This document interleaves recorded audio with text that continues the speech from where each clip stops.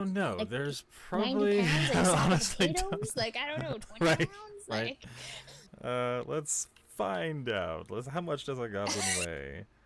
Goblin weight in 5e. That's a great question. Somewhere How between old is the 40 and how old is 80. the human? the real question is who's gonna pick me up and throw me?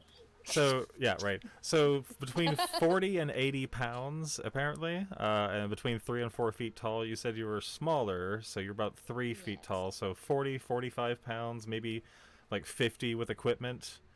Something like that. All right. Um, So I want to say that without sounds about equipment, right. I'm about 40 pounds. Yeah, I'd say about 40. If you said you're small, so yeah, about 40 pounds, apparently, which is not a whole lot. uh,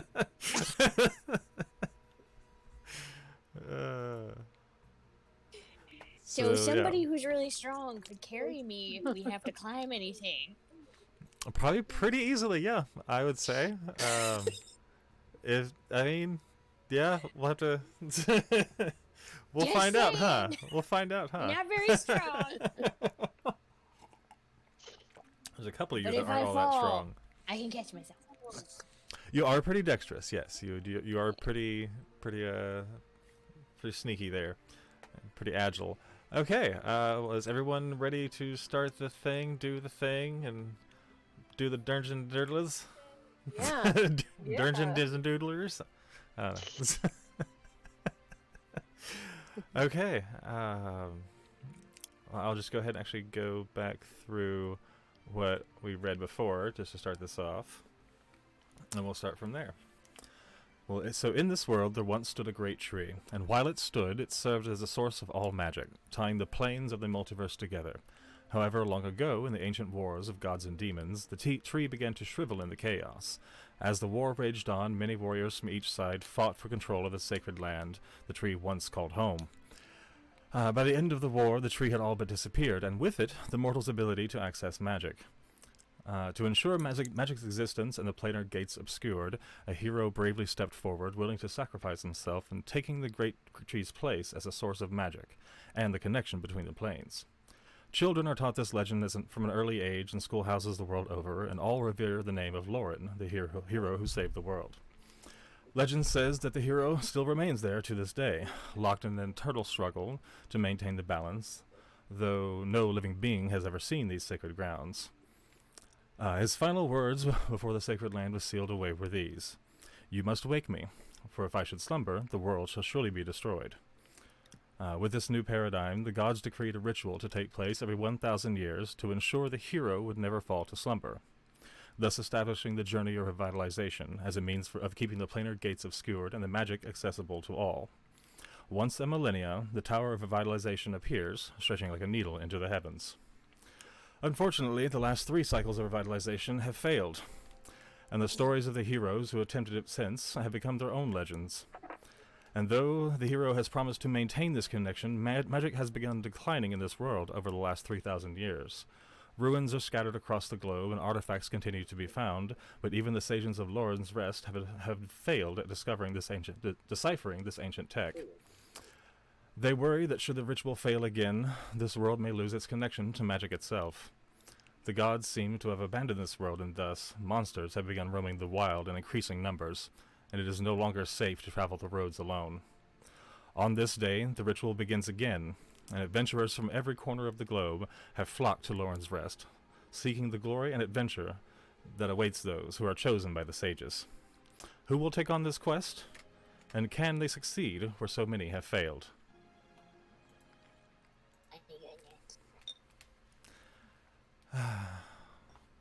Well, as we begin our day, it is morning in Lauren's Rest. Each of you have come your way over the last month or so and come and settled. Either the 2 of you have settled in as a lizard's taint since last night. Bertha, you would have noticed the influx of people over the last week or so, as well as you, Ithor, and Zara. You would have been here for a couple weeks, coming in with one of the caravans from Terra Costa. T-Goblin, of course, has her shack set up at the edge of the trade market, the trade district. And let's see. What would you all do first thing in the morning as you woke up? So, Wisteria and Craw, you are both at. Let me set you all up on roll 20. You are both at. There we go. Fancy. You are all both at. Can you everyone see? Make sure to zoom your screen out so that you can see the whole map there on roll 20. I'm still on the welcome to page. How do I get back to the map? Sorry. Launch the game. Go back to the go hit the back button and hit launch the game, and you should show up on the town map. So one that says "Welcome to Lauren's Rests," right? Yes, that one. Okay. Yeah, you should all see that. So yeah, as you'll see, Craw and Wisteria, you two are both staying at the Lizard's Taint just outside of town. Bertha, you'll notice you're at your house just outside of town on the way to the Lizard's Taint. T-Goblin, you'll see your shack in the northwest, just outside the trade district on the edge of it. Ithor, you're right there in Midtown. And Zara, you would have been staying in some of the common, barrack houses for members of the clergy and the government at the south side of the Lawside district. Who would like to start their morning first? Who here would wake up earliest in the morning? I've been making some tea pretty early in the morning. Okay. Definitely the caffeinated variety. I'd probably be out doing chores and heading over to the tavern to check on anybody who may have gotten into a fight the night before. Okay. Okay, if you'd be heading to the tavern, Wisteria and Craw, what would either of you two be doing early morning, waking up at the Lizard's Taint? I'm following Wisteria. I'd probably wake up kind of hungover because I was probably partying with friends last night and be like, Fair. I'm Craw, going to be here. like beak to nose with Wisteria and just be like, food! Give me food! I would hand Craw a couple coppers and say, "Hey kid, I got a headache. Go and get some food and bring me something back, okay?" Nice. And then roll over and wait for Craw to come back. Okay. Okay, I'm gonna take the coppers and go downstairs. Okay, going downstairs in Lizard's Taint, you would probably notice Grognar Grabass. He is about a 7'8" Goliath. You would notice they'd probably be wearing not much more than his trousers and his apron as he's cleaning up the bar from the night before. He's in, that's the kind of stained, trousers and boots, worn boots. He's been working there a while. You would definitely be familiar with Grognar if you've been here before. He's sitting behind the bar just cleaning up and doing dishes. You come downstairs? I'm gonna walk up to him and reach up as high as I can with my little feathery hand and put the coppers down on the bar and just go. The bar. Let's see. How exactly how tall is Craw? She is about 4 feet, I 4 believe. feet. So depending on how high the bar is, like. I was about to say because you you would barely be able to see over the top of the bar. Like the bar counter is probably it's just a little, about 3 feet little, tall. You'd be it would be just your head. It would be just your head. Yeah, she's like reaching up and her little like talony hand is just kind of delicately dropping the copper on there. Can I? Who? Oh, what? What kind of food? What? I can't Wait. hear you. Said what? What kind of food? Food. I heard that. What kind of food? Food. I'm all right.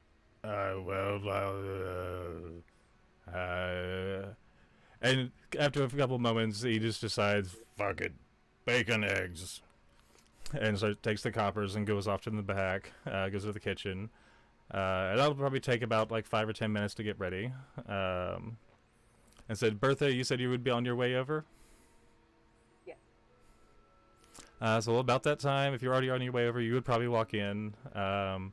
So as Bertha walked in the door, what would Craw see from the bar? I would see a 7'3" bugbear coming in, pretty familiar with it. She's there every but just not dressed too outlandishly, just kind of simple, simple kind of like healer's robe for the moment, and has a pouch with her. And she says to Grogdor, "Hey, do you have anyone that got into a brawl last night? As per usual, you know why I'm here." Did Wisteria get in a brawl? Yeah. I don't think so, did I? I mean, we had the one that kind of caused a stir, but they're here all the time and it's fine. Don't worry about it. There's one outside passed out you can take, but it wasn't that big a deal. Appreciate it though. Alrighty. Well, good to know. I'll go check out the one that's outside. So as Bertha came in and said that to Grothnar, what would Bertha see, Craw?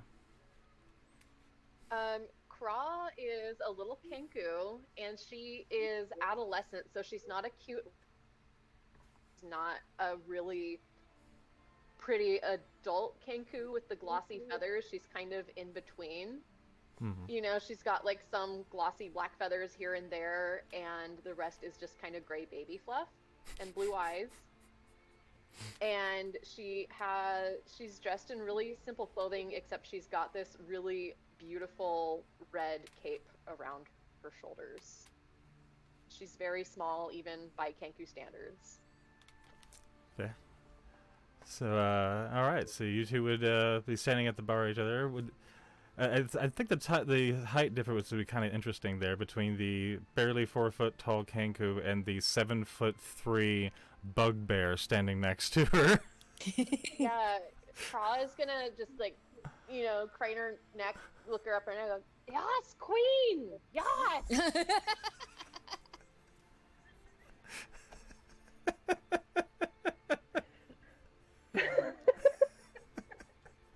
Bertha just kind of looks down at her, goes, nods, smiles, kind of holding back laughter. And then asks, "Would you like help up onto the bar?" Yes. Bertha goes ahead and, "Is it okay if I pick you up?" Goes ahead and picks up the Kenku. Puts him right down on the bar. There we go. Now we're a little bit more eye to eye. Yes.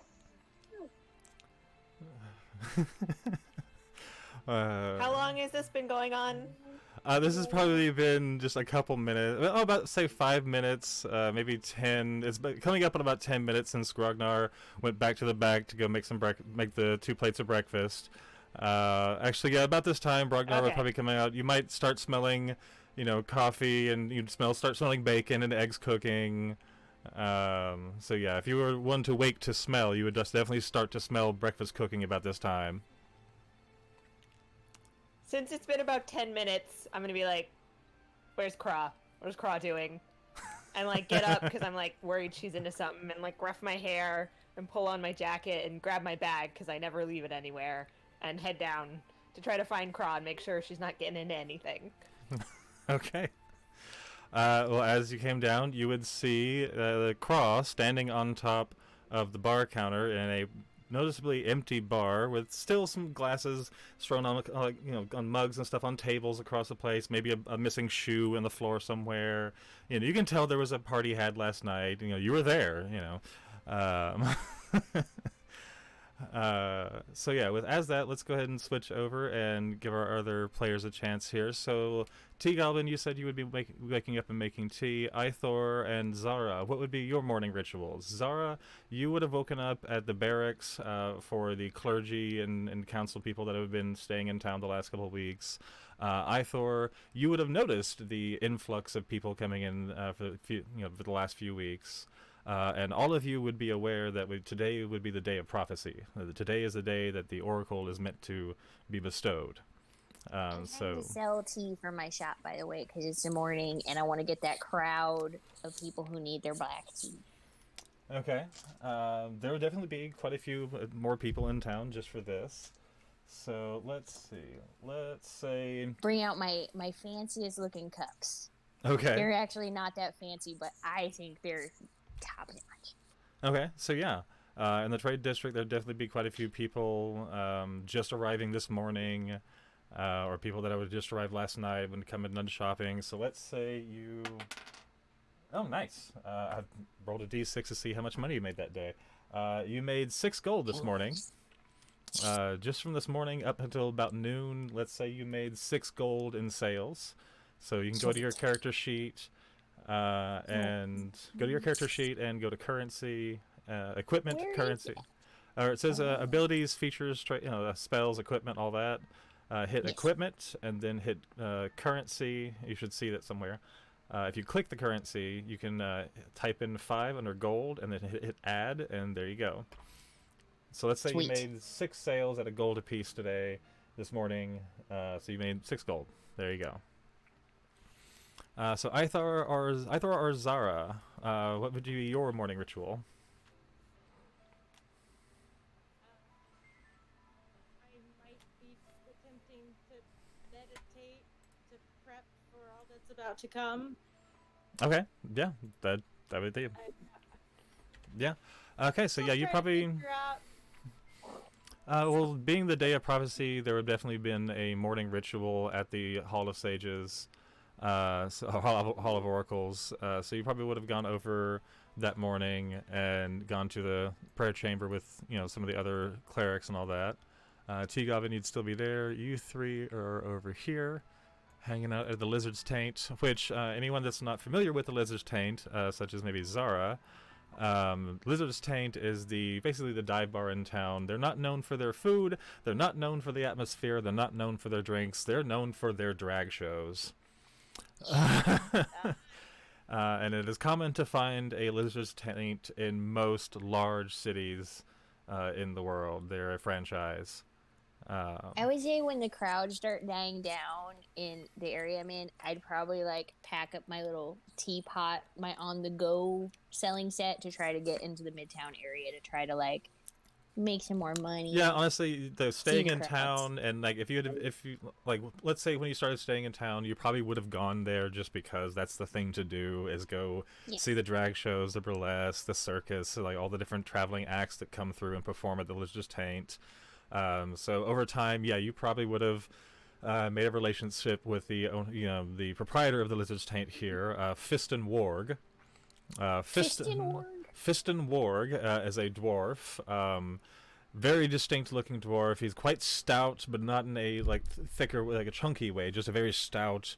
Very often seen in also just aprons or maybe suspenders. Has a bald head, big beard, but a bald head except for a nice little stripe right down the center that he keeps nice and short.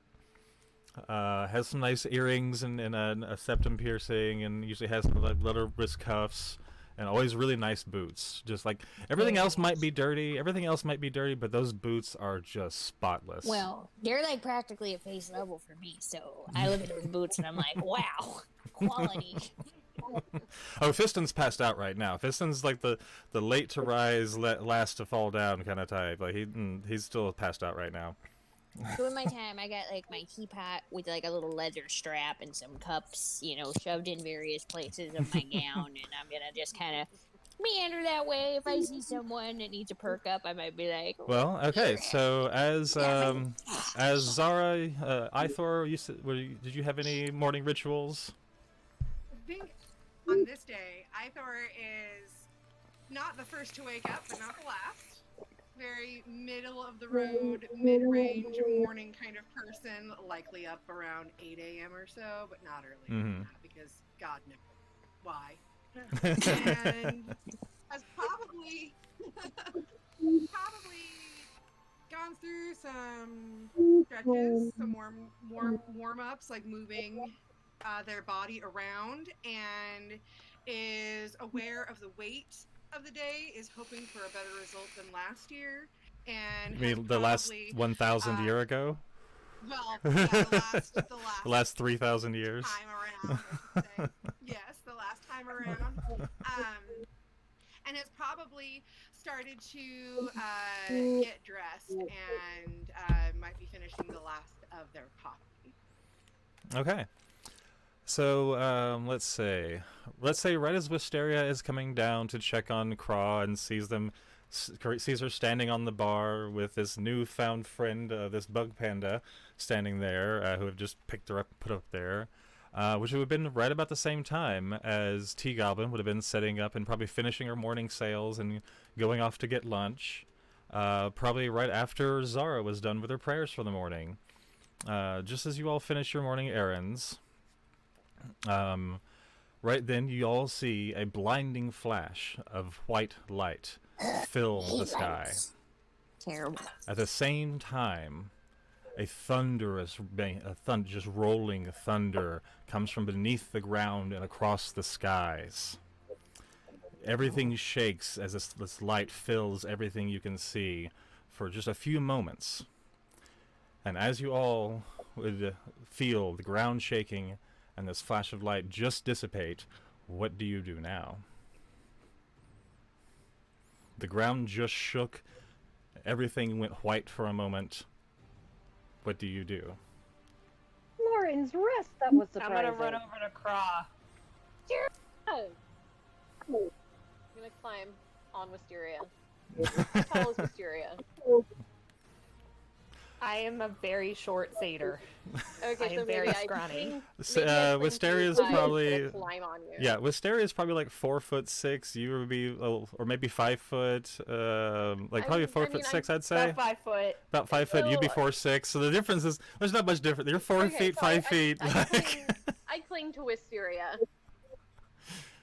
I'm gonna get in the do doorway. that like side hug thing.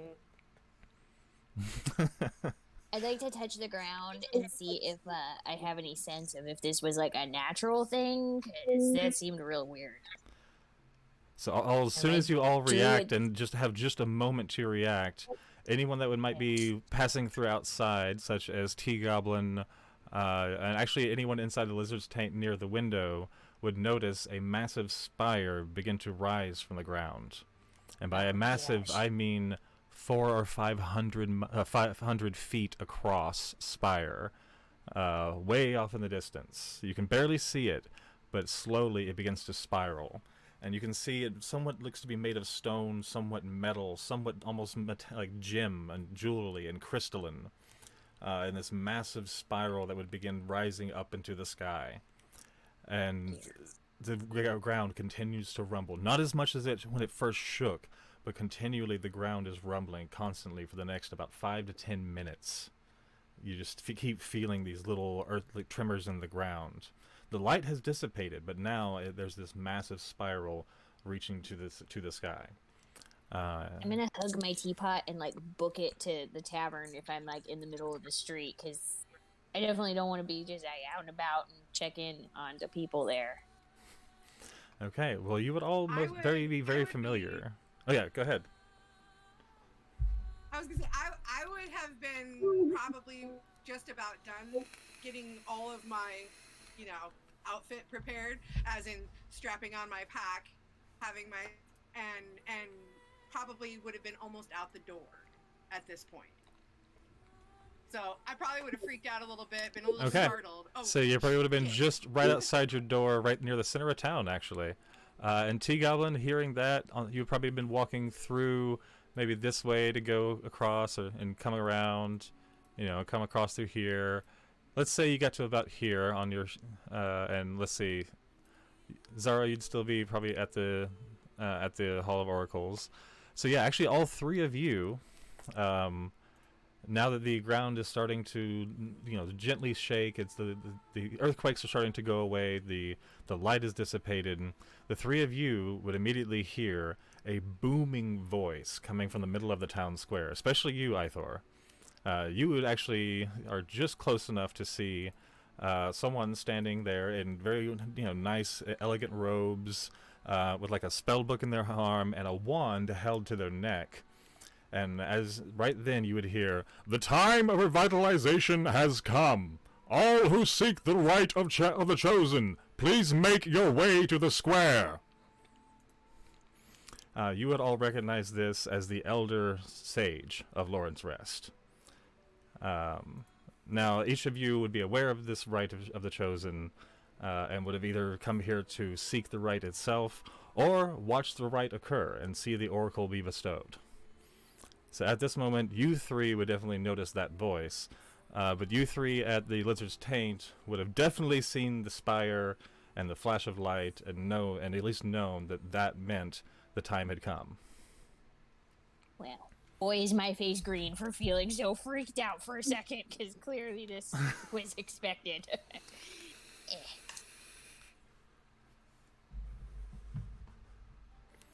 Okay, so what do we all do?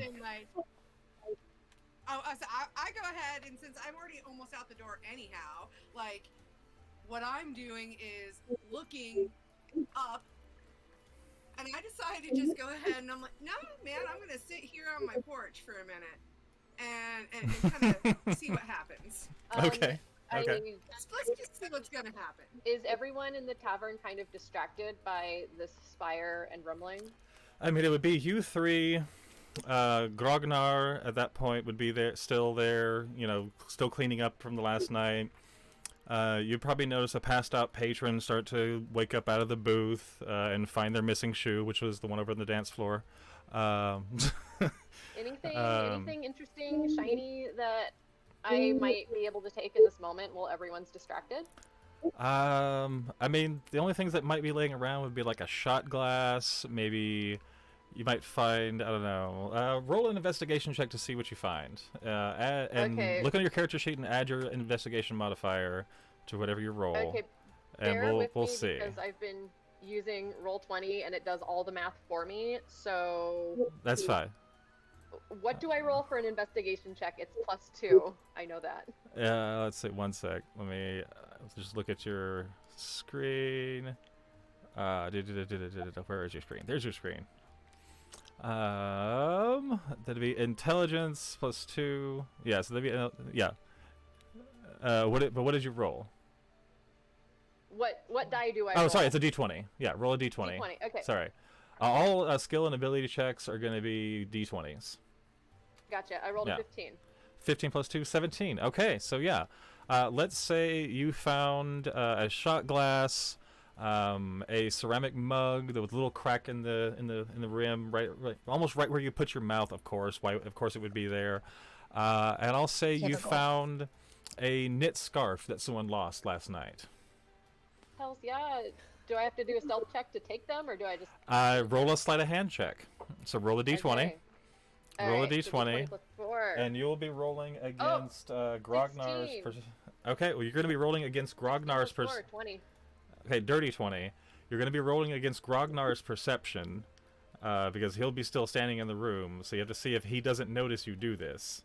Okay, but there's like a spire growing outside that would distract me. Just saying. I mean that's already passed. At this point, like the light has passed and the shakes have kind of passed.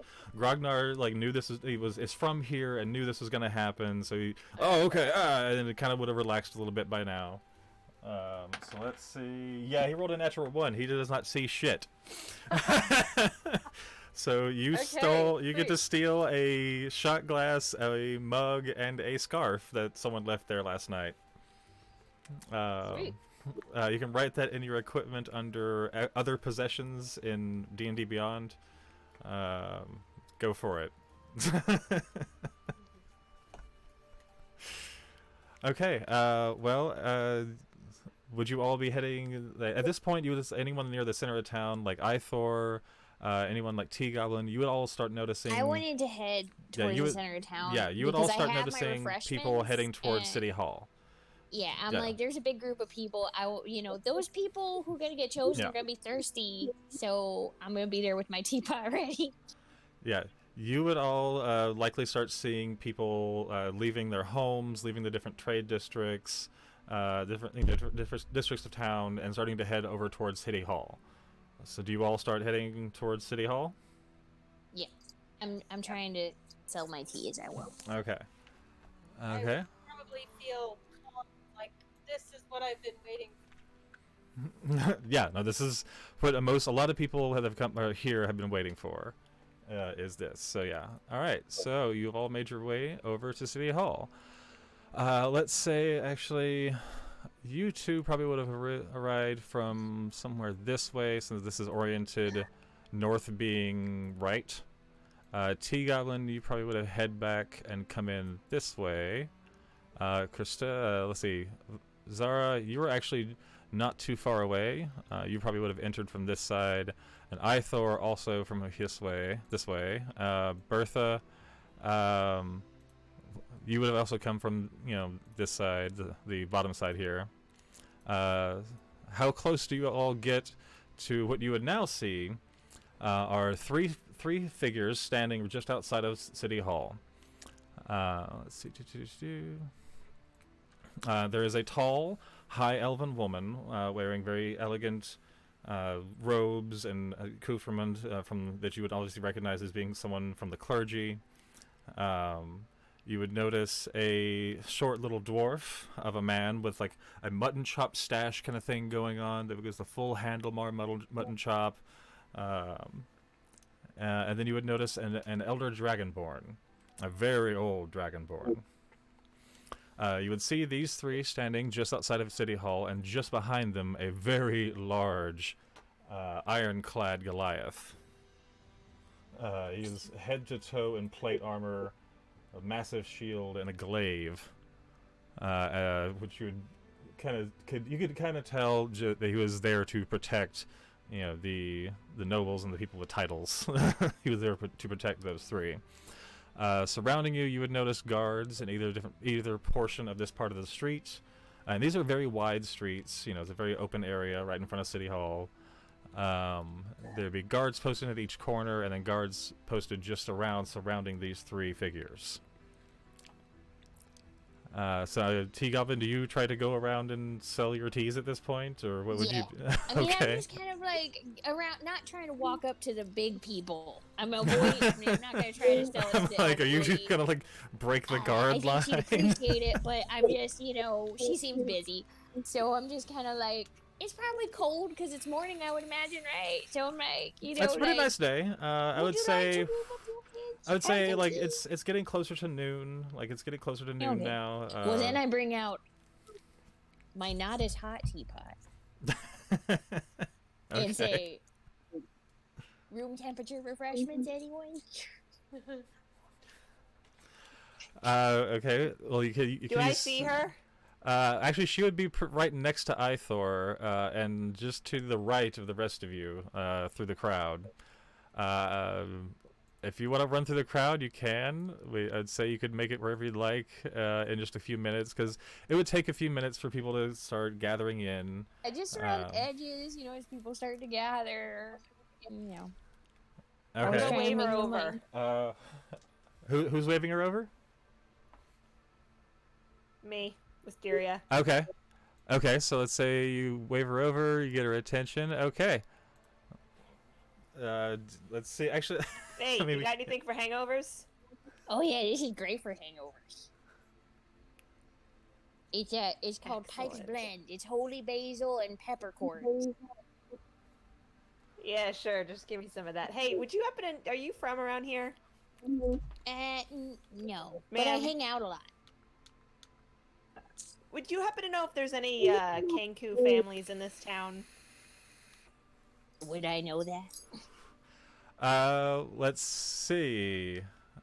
Actually, yeah, roll a d20. Let's find out. It'll be, let's call it a history little check. one. Let's call it a history Can you- check. Okay. Okay. 17 on the die, and Nice. And you have +0 for that, so it's 17. Okay, I so have 17. you have heard not of any near here, but you're aware that there were some the last time. You at least were told that the only ones you were aware of, at least, would be from Dragonspire Village. I heard there's some in Dragonspire Village, but I don't know any that are here at the moment. Thank you. Thanks for the tea. Yeah, you're welcome. What's your name? I appreciate your patronage. Are you charging? Because are you charging Yeah. The Wisteria? Because y'all can figure that out with your currency. Like, I don't know how much you charge for your tea, but you can charge for your tea. I charge a like a 5 copper. That's not bad. That's not bad at all. Okay. All Okay. I've got on me is a gold piece. I'll take it. You want to come back with me later to the lizards? No, you can't have it. You want to come back with me later to the lizards and I'll break it and give you change. also get a Roll. snack? Hang on. Okay, you roll a persuasion check, and roll it against an intelligence save. T-Goblin, roll a d20. You roll a Oh, dear. d20. I want to see if you can persuade you to not take money, not charge for this tea, and take you at your word that you're gonna actually pay. Give her the change. Well, I rolled a 2, so Oh no! I believe you. I also rolled a 2, but I have a +6, so it's fine. Okay. Okay. I have a Okay. 0. You are persuaded to take the higher price to do this later. I Apparently. mean, yeah. I would not try to cheat someone as cute as you, so, you know. I have no idea what you look like, but I trust you. Oh, Okay. I am a really scrawny satyr. I have two different colored horns. I'm really skinny. I have really short purple hair, and I look very boyish, but I'm a girl. I just find it a lot easier to wear boys' clothes, and I always wear fingerless gloves to cover my hands. Fabulous. That's what I look like. You're lovely. I'm like 5'2". I'm Cross 3 foot tall, almost and as I tall look as like me. this. Are you a goblin? Yes. Oh, okay. Yeah. Cool. Yes. You know, I'm pretty impressive. I'm royalty, and I have lots of teapots, and yeah, I'm wearing a very large dress. Can I roll an insight on that? Sure. On that royalty thing? Yeah. Go for it. It's a 6. It's a 6. You believe that she believes that she is royalty. Aw. Actually, Well, if you happen to we see could any roll- Kenku if- families, let me know. yeah. Oh, will do. Okay. At this point, yeah. So the three of you would be standing. Let's say you'd probably step, come sit up a little bit right here and major exchange. And some time passes. Anyone else would anyone else reach out to the person running through the crowd selling tea? Bertha probably would. I don't know if I would reach out to the person, but I don't like being where I'm at. I would move off towards the left and more towards the other players. Okay. Right about there. Yeah. Right about there-ish? Or just close over here? Right about there. Yep. Okay. Right there.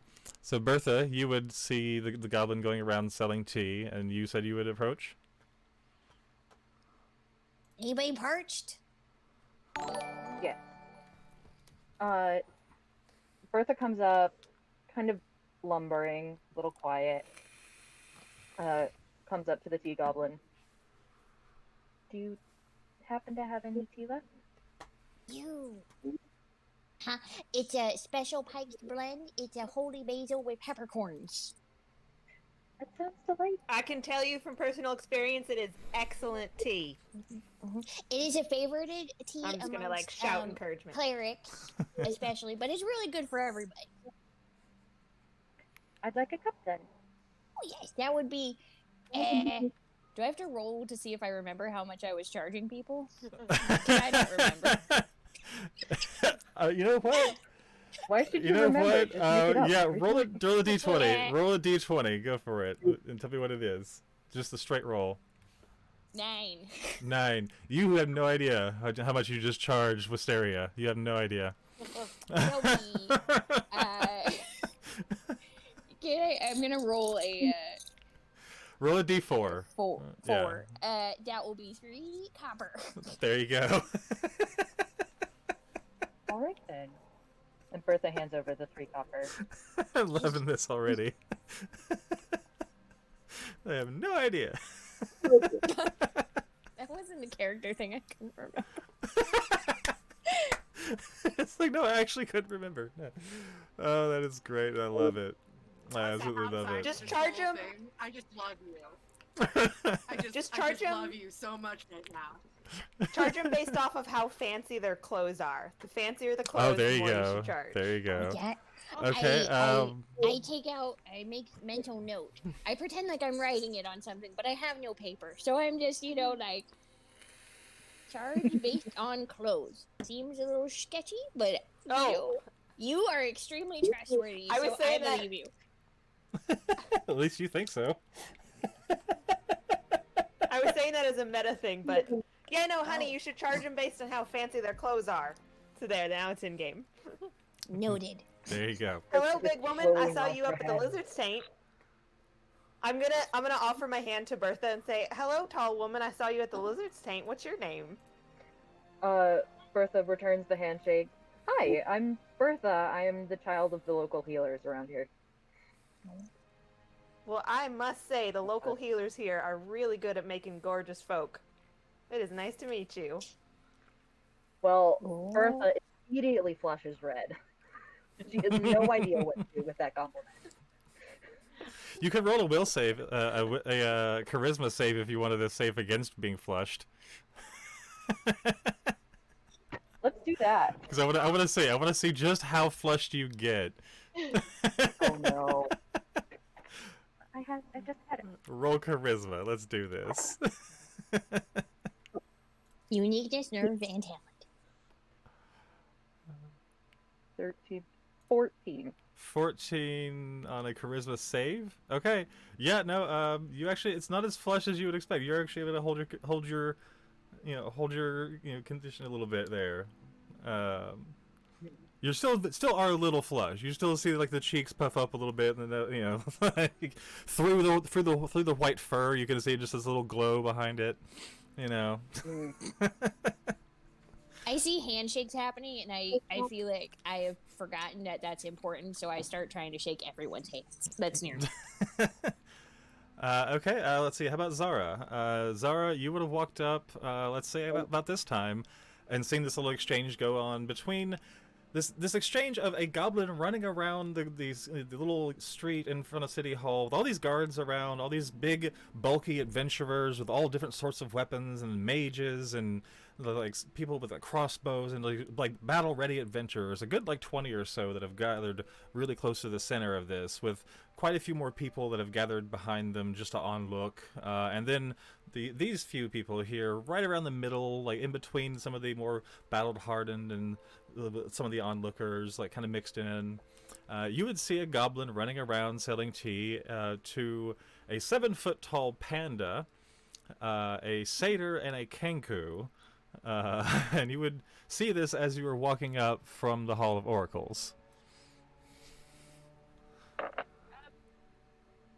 think I would be very intrigued.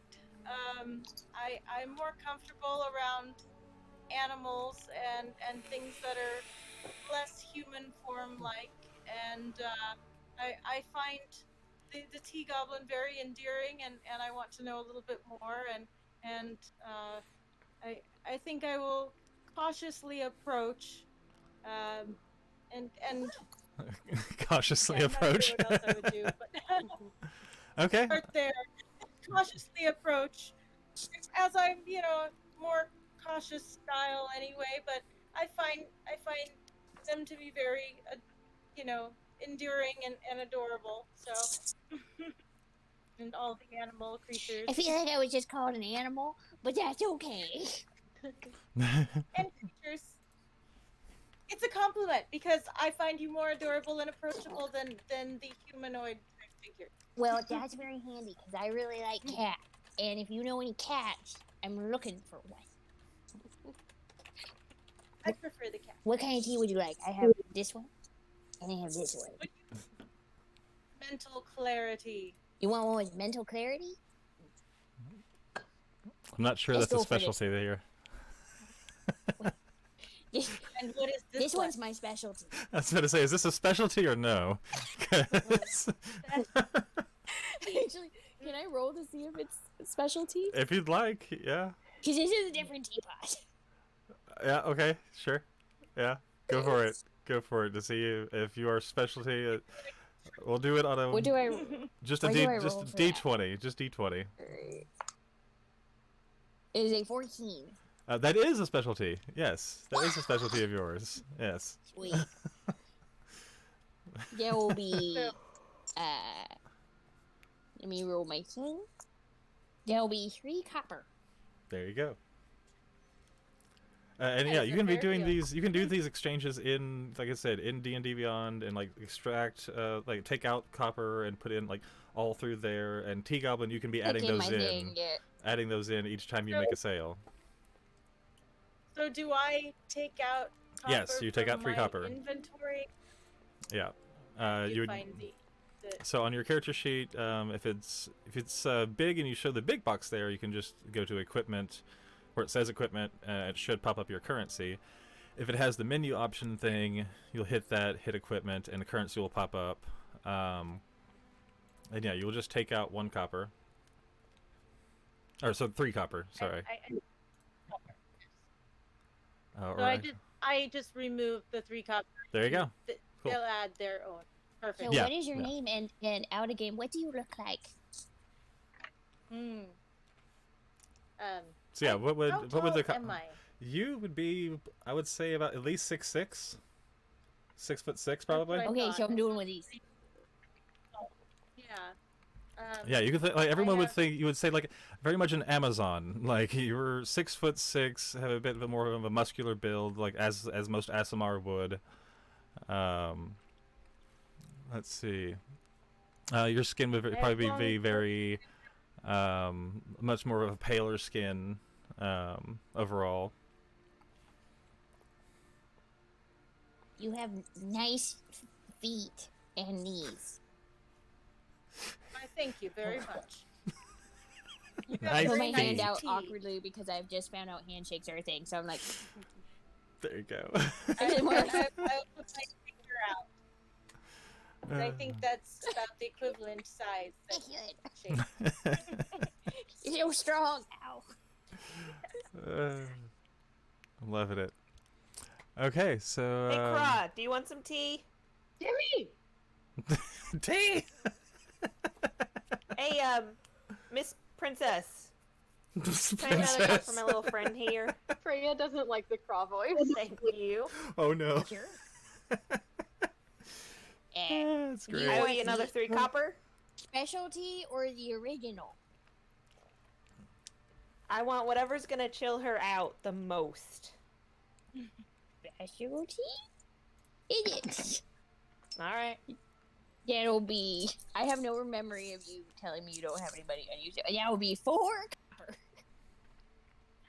It was 3 last time, and I'm gonna give you money up at the lizard's tank because I gotta get change, remember?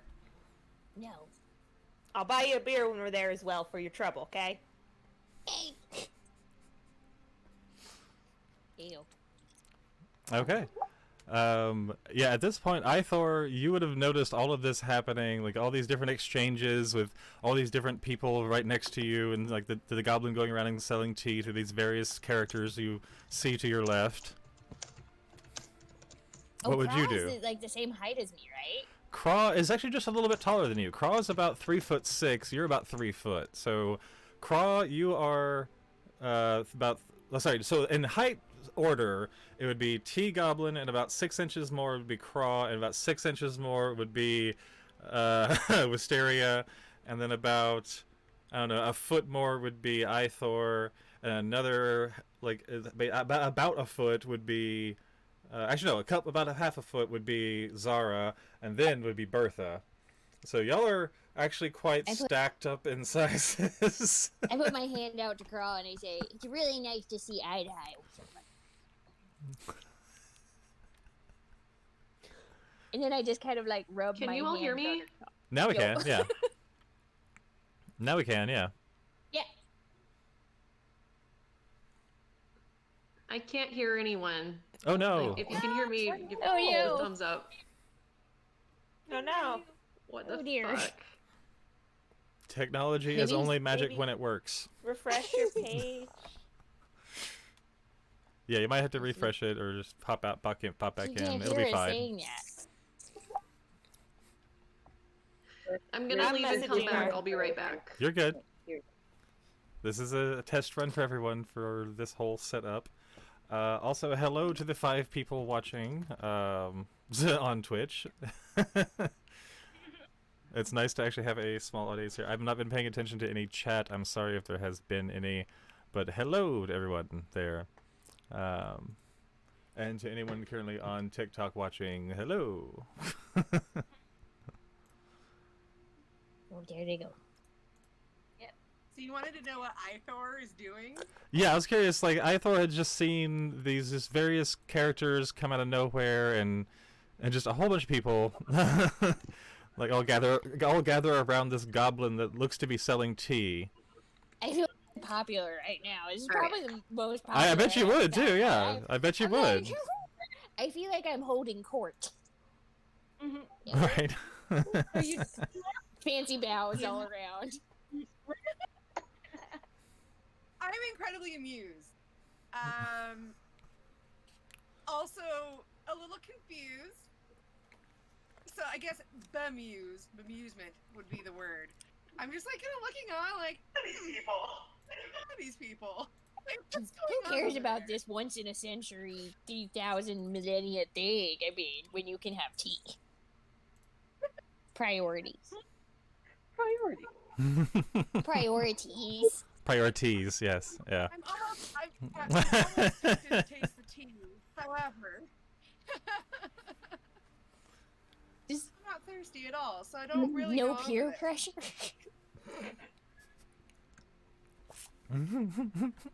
Level 5 reinforcement. Okay, well, as you all are making your exchanges and meeting each other, and everyone had since now met the goblin selling tea outside of City Hall, you would all seem to notice the same dragonborn that at least Ithor and probably Zara had noticed in town square begin to step forward. Right into the center of all the figures you had seen just a moment ago. And you would hear in the same booming voice, as he holds the wand to his neck, you hear the same booming voice. Just not as, it wouldn't be so much as a presence, it would just be to get, like, loud enough to get through the crowd. You I would have very hear... large ears. They're very sensitive. Yeah, it wouldn't be large enough to, like, boom like it did before, but very much loud enough to get through the crowd. Quiet, everyone, quiet. Thank you all for making the trek here. Although each of you have come to seek this quest, the gods shall decide who is to become Yggdrasil's chosen.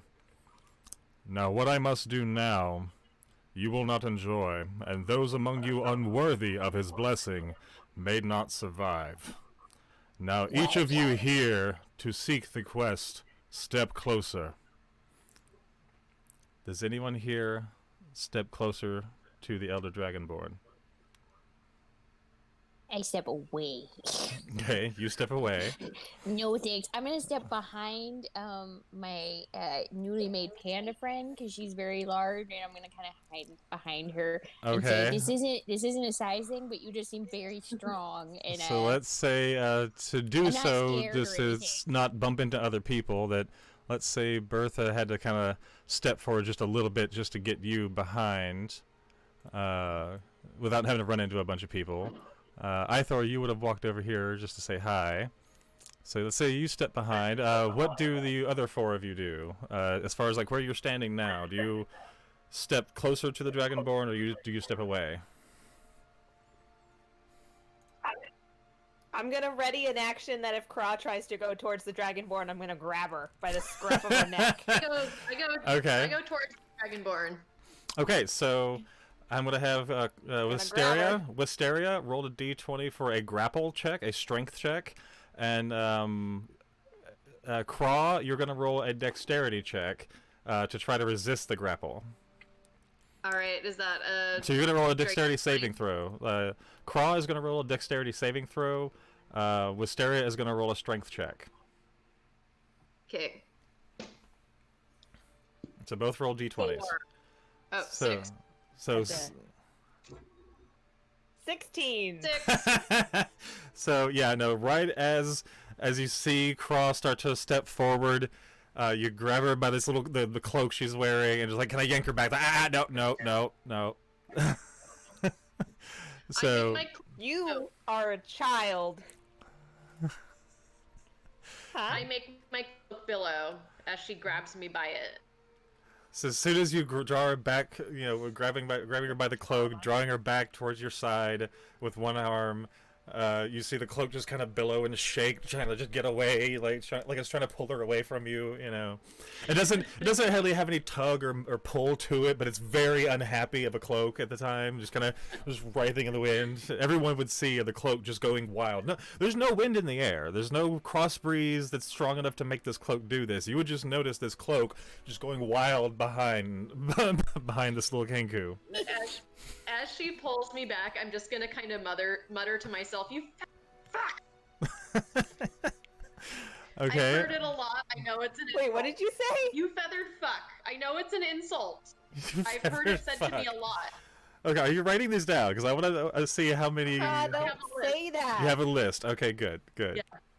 I was just curious if you had a list for these or not, because that's great. Okay, so seeing this, Zara and Ithor, what would either of you do? And Bertha, are you gonna actually step forward and hide the goblin? Or are you gonna try and step back? Bertha stays pretty much still. She's always wanted to go, but she just doesn't have the courage to actually step forward. Okay, so Bertha stays still. All right. Kind of like somewhat unaware of her surroundings. Okay, so let's see what your. Yeah, what is your passive perception? I'm really curious here. Because see if you would have actually... Yeah, actually, T-Goblin, roll a d20 as a stealth check to see if Bertha notices you hide behind her. So, T-Goblin, roll a d20. And that's plus dexterity? Wait, what's let's see. Yeah, plus 3. So that is 12. Well, I rolled a 12, so... Okay, you rolled a 15, and your passive perception is 12. So yeah, no, you did not see that happen. So you have a goblin hiding behind you that you cannot see. Well, I was gonna say I wanted to actually be like, excuse me, I'm gonna hide behind you.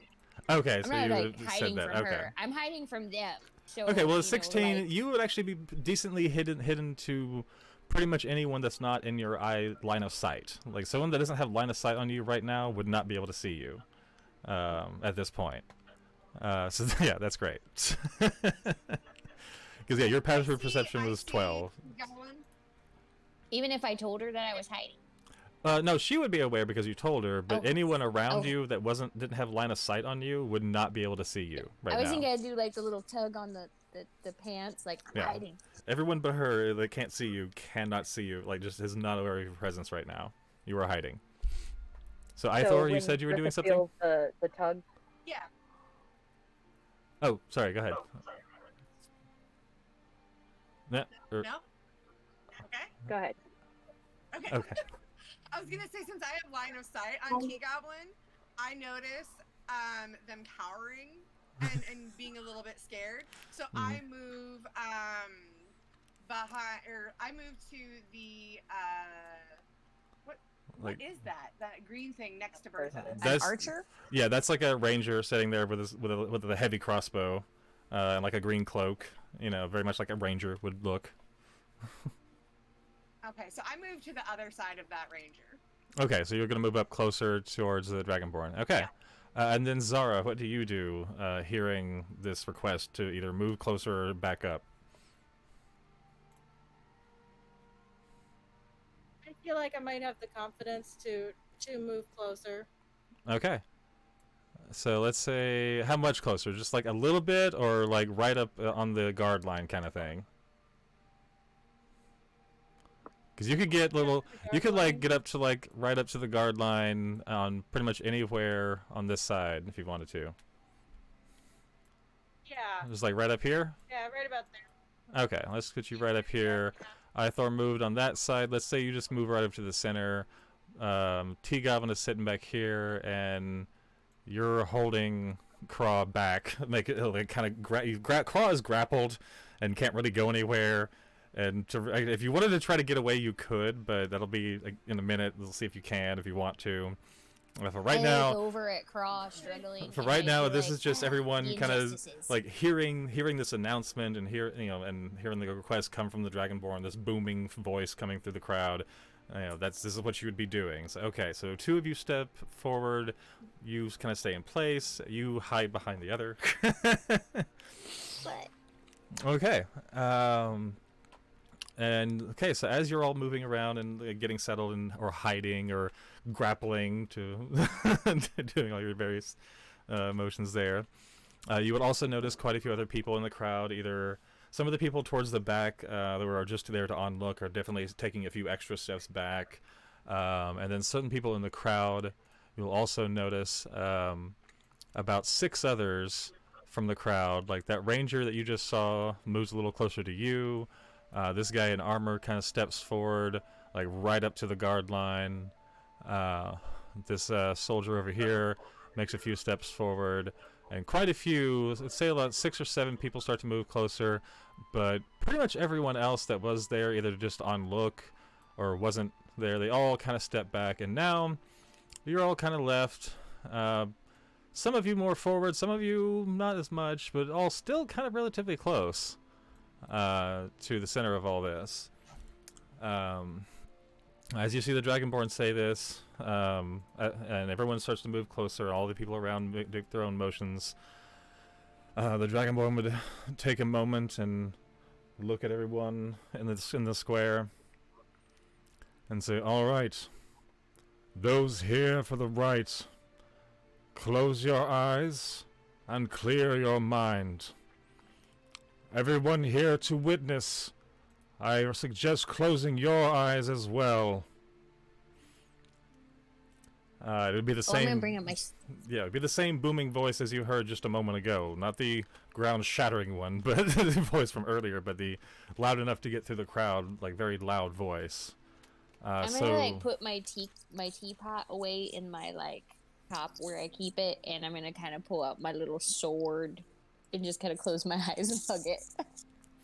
As you started reaching for your sword, you might notice the guards giving you a bit of an eye, like they're. As soon as you reach for the sword, if you were looking around at all before you close your eyes, you might notice the guards being a little tense at you reaching towards weaponry. Eyes are closed as I'm pulling my sword out because I'm scared, okay. So I don't see them. Well, I mean, seeing you reach for one, this guard is gonna move a little closer just to keep a better eye on you specifically. If I saw them, I'd probably giggle at the thought that you close your eyes, so you don't see it. You don't see it. I don't care. He just slowly walks up right behind, like maybe 10 feet behind you, and just kind of stands there with a crossbow cocked, ready to go. Do they see me? I thought I was hidden. No, like this one had a pretty good sight on you, as it was. Like he saw you kind of walk back there and behind them, because you would have been like, oh god damn it, hang on, no, undo the thing. There we go. Yeah, he would have had a pretty good sight on you, right? I need to change layers. That's what it is. Haha. He would have seen you. You know. God damn it. Because you're.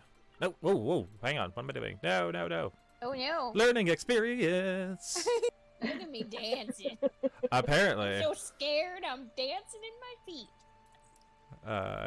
That's right. Yeah, that's right. Okay. So yeah, you were pretty much right in a line of sight of him when you started to hide. So he would have seen you like walk right behind Bertha there.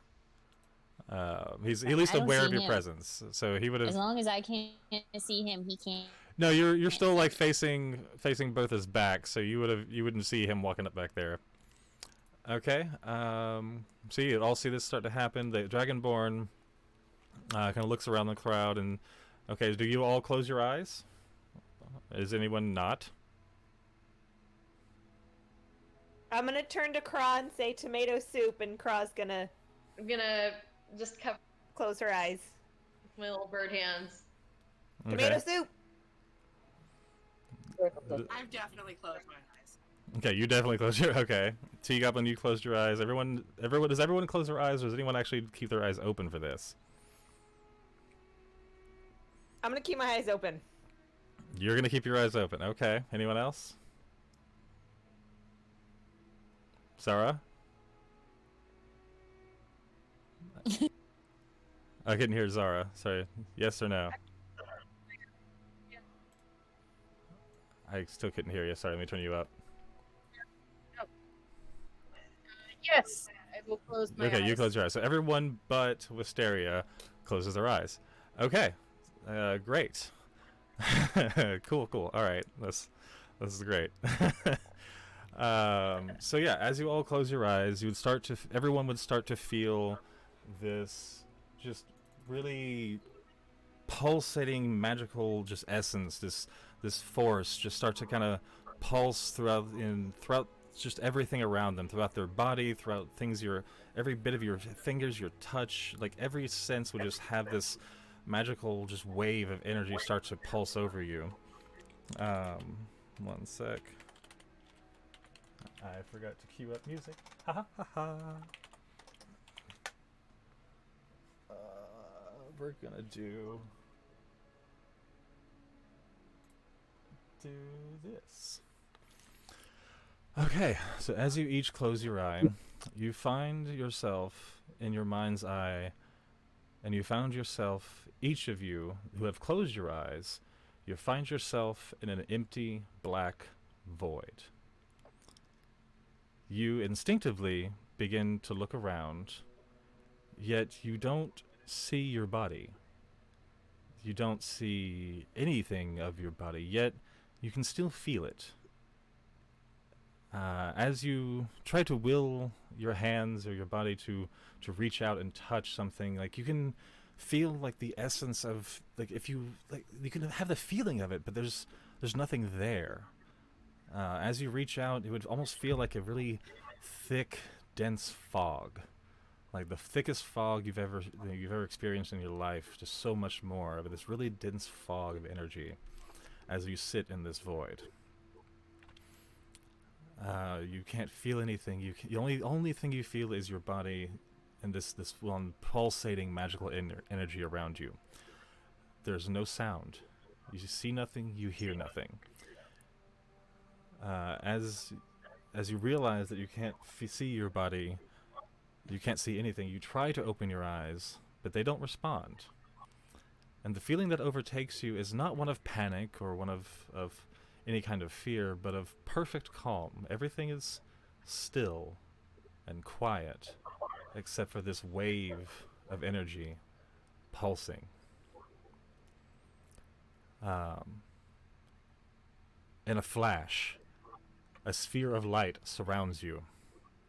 You see small trails of light in this ethereal sphere sitting maybe 10 feet around what would be the center of your body. There's this sphere that surrounds you of perfectly crisp white light in this almost smoky spherical pattern that surrounds you.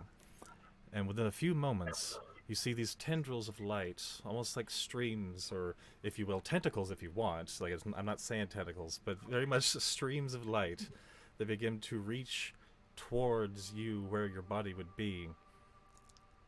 And they nearly make it to you and recoil back. And they nearly make it to you and recoil back. And now you start to see a small light just under your lower peripheral, as you see a little ball of light where your heart would sit. And it's just this sparkling little energy of your own with these little balls of light shimmering and floating off of it. And you'd begin to notice the tendrils reaching out to your own little essence.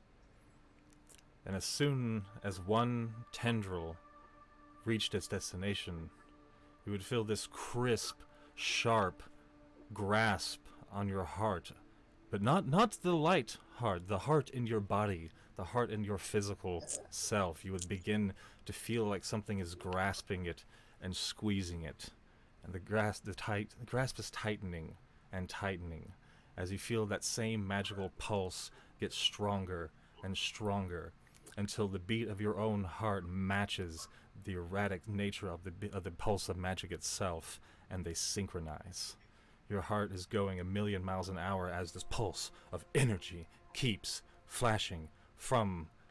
And as you look up, you see that same energy that is sitting in the center of you, coming from a point maybe 30 feet away from you, where, if you were paying attention, that's about where the Dragonborn would be standing. You see his own essence in this void begin to shine through. And just when each of you with your eyes closed can't take it any longer, everything snaps. And you're back in this world. You can see everything. You see the crowd around you. You begin to hear the different gasps and cries and muttering of everyone that was onlooking. And what Wisteria would notice, what Wisteria would have noticed while you were all having your little episode just now, is that as soon as everything was as soon as the Dragonborn said those words, these orbs of darkness, just perfect black voids. Imagine like Vanta Black, where you like a black hole. You cannot see anything in or out of it. It is just a orb of darkness surrounded every single one of the other people here. And we're talking about the dozen people or so that were standing closest to the Dragonborn. Out of the dozen or so, every single one of them had these black orbs surrounding them, where you couldn't see anything inside. You also didn't see the white lights and the sphere that everyone else saw inside their little experience here. All you saw was these big black orbs of darkness surround everyone, including Craw. So as your Craw was standing there with you, you notice an orb surround Craw and pull her from your grasp inside the orb. However, you... So I didn't feel the heart thing. No, right? You, however, did see that same white light surround you. You didn't see the darkness surround you, but you saw the same white lights they saw surround you. Just not the darkness. You didn't have the same pulse in your heart as they did, but you saw the darkness that was surrounding them, and around you surrounded that same white light. It just didn't quite reach out to you. Like, you saw the sphere surround you at the same time as all of the dark orbs surrounded them, but the tendrils never reached out towards you while you're standing there watching this. But you would have saw as the orbs began to surround everyone in the people in the square. There were over a dozen orbs, surrounding all the different people within about 50 feet of the Dragonborn. This was anyone that was close enough. This happened to. So every single one of you, this happened. Now, as all of you snap back to reality, your eyes open, you're still in the square, yet you start to notice that other people in the square, quite a few of them, are laying on the ground or clutching all of them are clutching their hearts. Some of them are prone on the ground, some are in the fetal position, some have fallen to their knees. And anyone that's clutching their heart is screaming in just absolute pain. And then the two that were quite closest, the little green ranger right next to Ithor, and the guy in the plate armor just to Ithor's right, are both laying prone on the ground with blood coming from their eyes, their nose, their ears, and their mouths. And they are not moving. I'm going to. Oh shit. I'm gonna like. I'm going to hold on to Wisteria and just say, "Help!" Yeah, so as you all snap back into this, all of the orbs fade from everyone. There's no longer darkness or light or anything surrounding anyone, but each one of you that entered a black orb feel very, very faint and very drained and just tired and exhausted. Every one of you. You're the most exhausted you've ever been in your life. I'm gonna drink the last cup of my special tea. Anyone else want to attempt to do something as like an action? Just one. You all guys get one action before. I want to go over. I want to go over and talk to that Dragonborn. Well, I'm gonna, like, so put Craw as down and... as you begin to take a step towards anything, the Dragonborn is surveying. Of course, now he sees all the various people who have fallen to their knees. He sees each of you who are within this range and still standing, and sees everyone else that's in the fetal position, like, or on their knees or prone, two of them seemingly dead and others dying. He looks at the six of you, and says, "Ah, it seems the gods have chosen." And that is the last thing all six of you hear before you instantly faint. Well, shit. Bullshit. So all six of you. Time to pee. That's so. Yes, I'll say each of you would have fallen just right back to darkness, and just fallen just faint. All six of you. And we're gonna take a quick break so Even that me? everyone. I Yes, didn't even you, because you didn't. Yeah, you'll figure it out.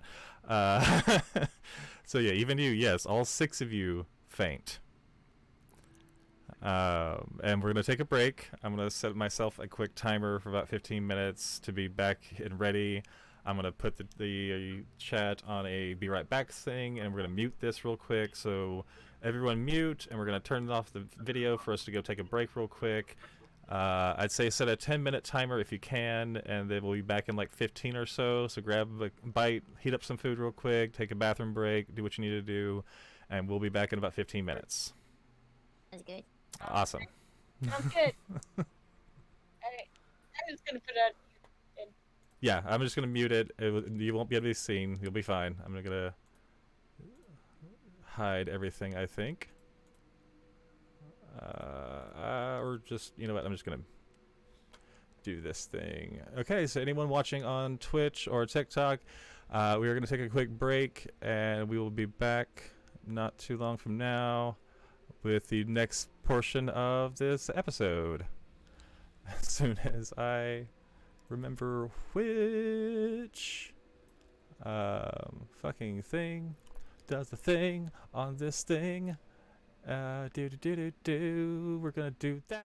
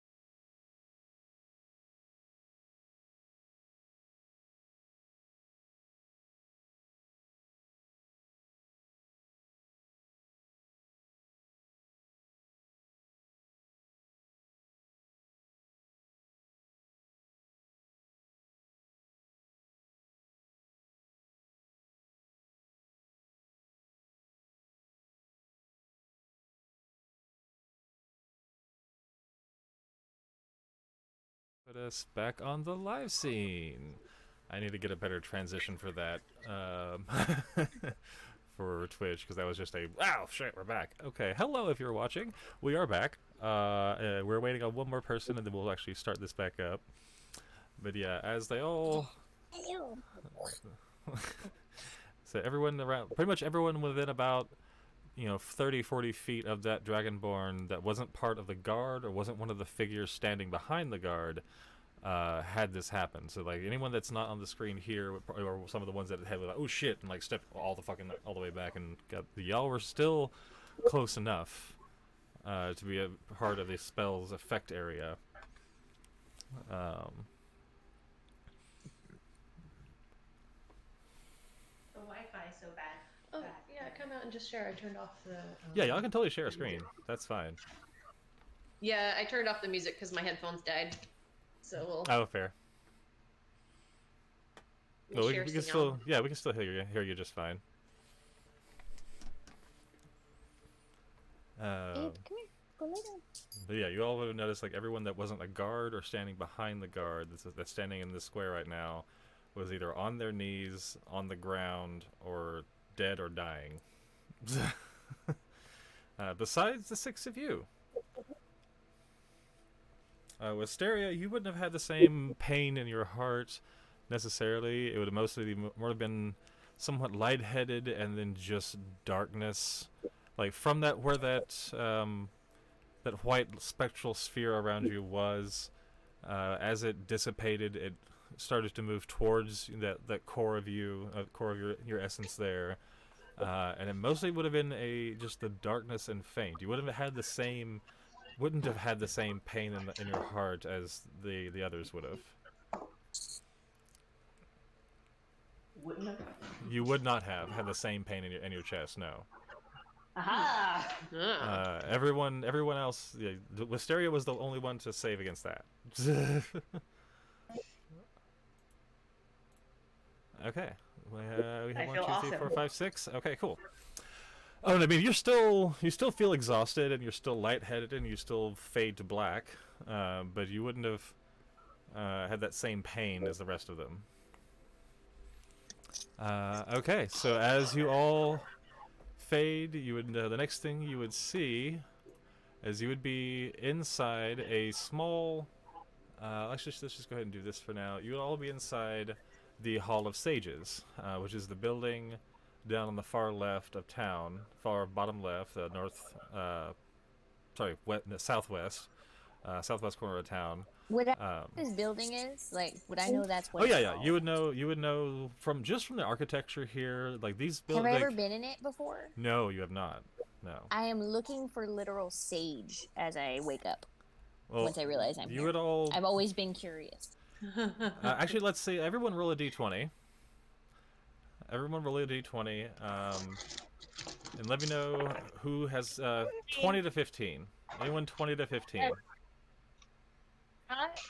9. Okay, 9, 3, The 6? 8. Yeah. just 11. 6, 11. Is this plus anything? No, just straight roll. Anyone over 10 or 15? I heard an 11. Anyone over 15? Not quite 50. Damn it. I couldn't hear you, sorry. I got 4. You said you got 14? 14. Yes. 14. Okay, sorry. Your audio was cutting out at the end for some reason. Okay. Yeah. Sorry. Okay. So yeah, you would actually be the first one to wake up. You would be the first one to wake up, and as you woke up, you would find yourself that all 6 of you were on these individual cots, laid out in a cylindrical room with a very tall ceiling to it. But the ceiling itself is domed, and there are columns, 6 columns around the cylindrical room. Your bed, these cots and beds that you're laying on are in between each column, with little curtains extending off of each column to give you some sense of privacy. But all of your little cot areas would all face towards the center of the room. But you'd be able to see up to this really ornate, marble and like different kinds of stone and very ornate like carvings and mosaics and Sorry? Your Because mic is the, just not doing great.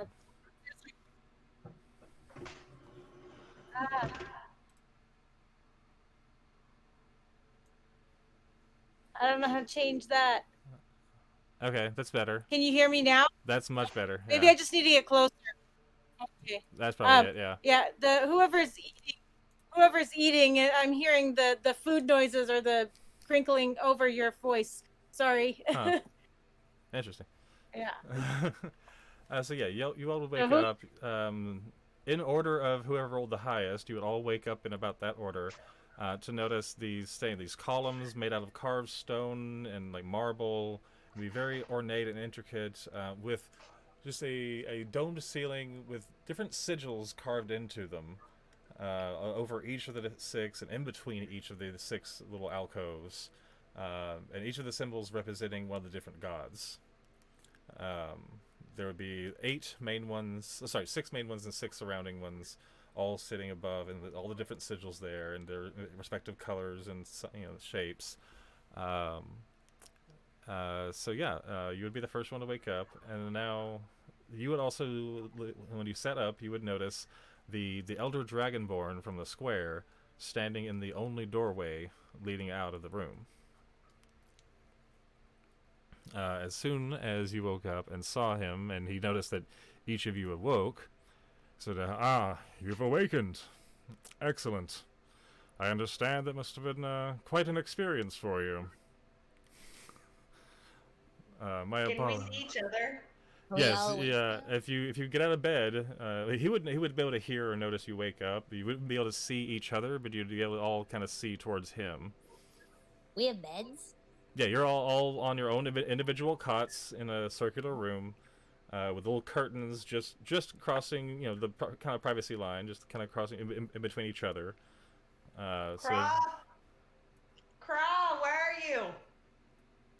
What the fuck? I'm checking my tits for teapots. All your items, all your equipment would have been on your bags and anything you had on you. You were still wearing the same clothes you were wearing a moment ago. All your items in your backpacks or pouches, anything you might have been carrying, would be laid neatly next to your cot, kind of resting against it.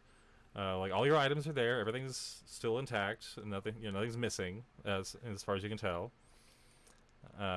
You're all in your own little private rooms, little curtained off rooms. I'm gonna get up and go over to Craw. Okay. You get up and start pulling one of the curtains to try to see who you're next to. Roll me a d6. Square, yeah. Oh. 1. Actually, yeah, no, Craw was 1.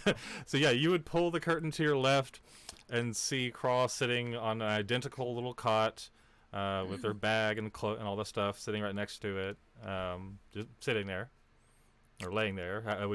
Craw, would you like sit up or turn or react or anything? Yeah, I'll kind of whip my head over when the curtain comes. I've just been sitting there going, what the fuck? Yeah. What the fuck? To myself. It's like, Wisteria! Anyone else have a reaction to being snapped into the future like this kind of thing? What? Because you basically got snapped. Like you don't know what the last thing you remember is fainting, and you wake up and this is what you see. Like, who else has very confused, but okay, so yeah, you go Wisteria goes and checks on Craw. Do I hear what the fuck being yelled? Yeah, no. At this point, yeah, you all hear what the fuck. What the fuck? I'm gonna put on my backpack and walk towards the what the fuck. Okay, yeah, you walk over, and you see the Wisteria standing next to Craw's cot, and Craw just going, "What the fuck? What the fuck?" And Wisteria like, "It's okay," just sitting there. So at this point, the Dragonborn is, "It's okay, it's okay. You'll be fine. The spell was not permanent. It causes no permanent damage or curse to you. The effects. I'm gonna cause permanent damage to you. When I see the Dragonborn, I want to yell, "You fuck!" It is unwise to disrespect your elders. happened? Wait a minute. And I start realizing, because I don't know if I can see everybody, but I know you both drank my tea. So I'm just like, just feeling very proud of myself right now that my tea saved your lives. What you were experienced was the oracle of the chosen and the blessing of Yggdrasil. The process blessing of who? Yggdrasil. Oh, thank you. What you have all experienced was the right of the chosen, and the blessing of Yggdrasil was bestowed upon you. It is a spell I will not be giving you the name of, for us mortals should not be playing in such magic. But I assure you, the effects are quite temporary. But not for the dead people, right? As I said before, if you are not worthy, you may not survive. They were not worthy. You should have drank my tea anyway. Those poor people. Hey, just If kind only I got enough tea every time, maybe I was charging too much. of... everyone roll a perception check real quick. just straight... Roll. Perception, yeah. 18 plus... 2 plus... I got 2 also. 2 plus, okay. 8 What plus... is... Wait, Oh, Okay, so 18 plus 18... Oh, damn, okay, so 21. yeah. 21, damn. Okay, so yeah, you would actually... Oh, as you say this surprised to the myself. as you say this to the Dragonborn, you would notice this look on his face of just some kind of like confusion, but then acceptance. Like confusion is that's not how this works, but okay. You would notice that. No one else would really notice that, but you would like as you're like walking up to him and saying this, you would notice this like look on his face of just okay. It's just I say, I highly recommend if I could get some hot water, I'll make you a cup too, because it's real good stuff. I believe. And I just beam up at him. You've been in town a while, and I have sampled your cheese before, thanks to friends of mine who fancy them. They are quite good, I must commend you. Hurtsy. Well, if everyone has had the spell's effects pass for them, let's move on. I'm gonna stand up and grab Craw's hand and be like, "Okay, Mr. Dragonborn, that's real nice. Where's the exit?" There are some things you may need to know before you leave this building. You should come with me. I will teach you all you need to know. I'm just a messenger. I don't know. Your magic may have gotten a little confused. Craw's a child, like a literal child. It is not my magic. This magic is beyond even me. This spell is only gifted to the Elder Oracle once every 1,000 years, and it comes from Yggdrasil himself. Well, that's downright unsettling. Why are we here? Come with me and I shall tell you. And he starts to lead you out of the chamber and down a hallway. Do you follow him? It is the only way out, so. we haven't had tea yet. There will be there will be time for tea. There will be time for tea. I really need a cup of tea before I make any big decisions. That's fine. You can have tea while we discuss what this means for you. Okay, I make a little fire. I'm gonna use my spell. You're not making a fire inside here. I can produce flame in my hand. In your in your hand? Okay, yeah, all right. You can heat up your teapot with that. I'll allow it. Yeah. Let me see. Make a quick. I want to see. Hang on. Because you're casting it's a spell. So I'm like, let's see what we got here. I'm gonna produce flame. Isn't it a cantrip? Right? Yep. It is. Okay. Let's see how produce flame. Okay. Okay, yeah, you can... Yeah, produce flame in your hand. It sheds a light. So with this spell, you have a vocal and a somatic component. So how I like to run it is anything that has a vocal component, you set your vocal component for that spell. And that is what you say when you cast that spell. So what would be your vocal component for produce flame? Hot man. Okay. So as this is happening, you see Tea Goblin reach into her bag and grab out a teapot, some tea leaves, and everything, and just sit there, stand there, and there's a flame. What color is your flame? My flame is like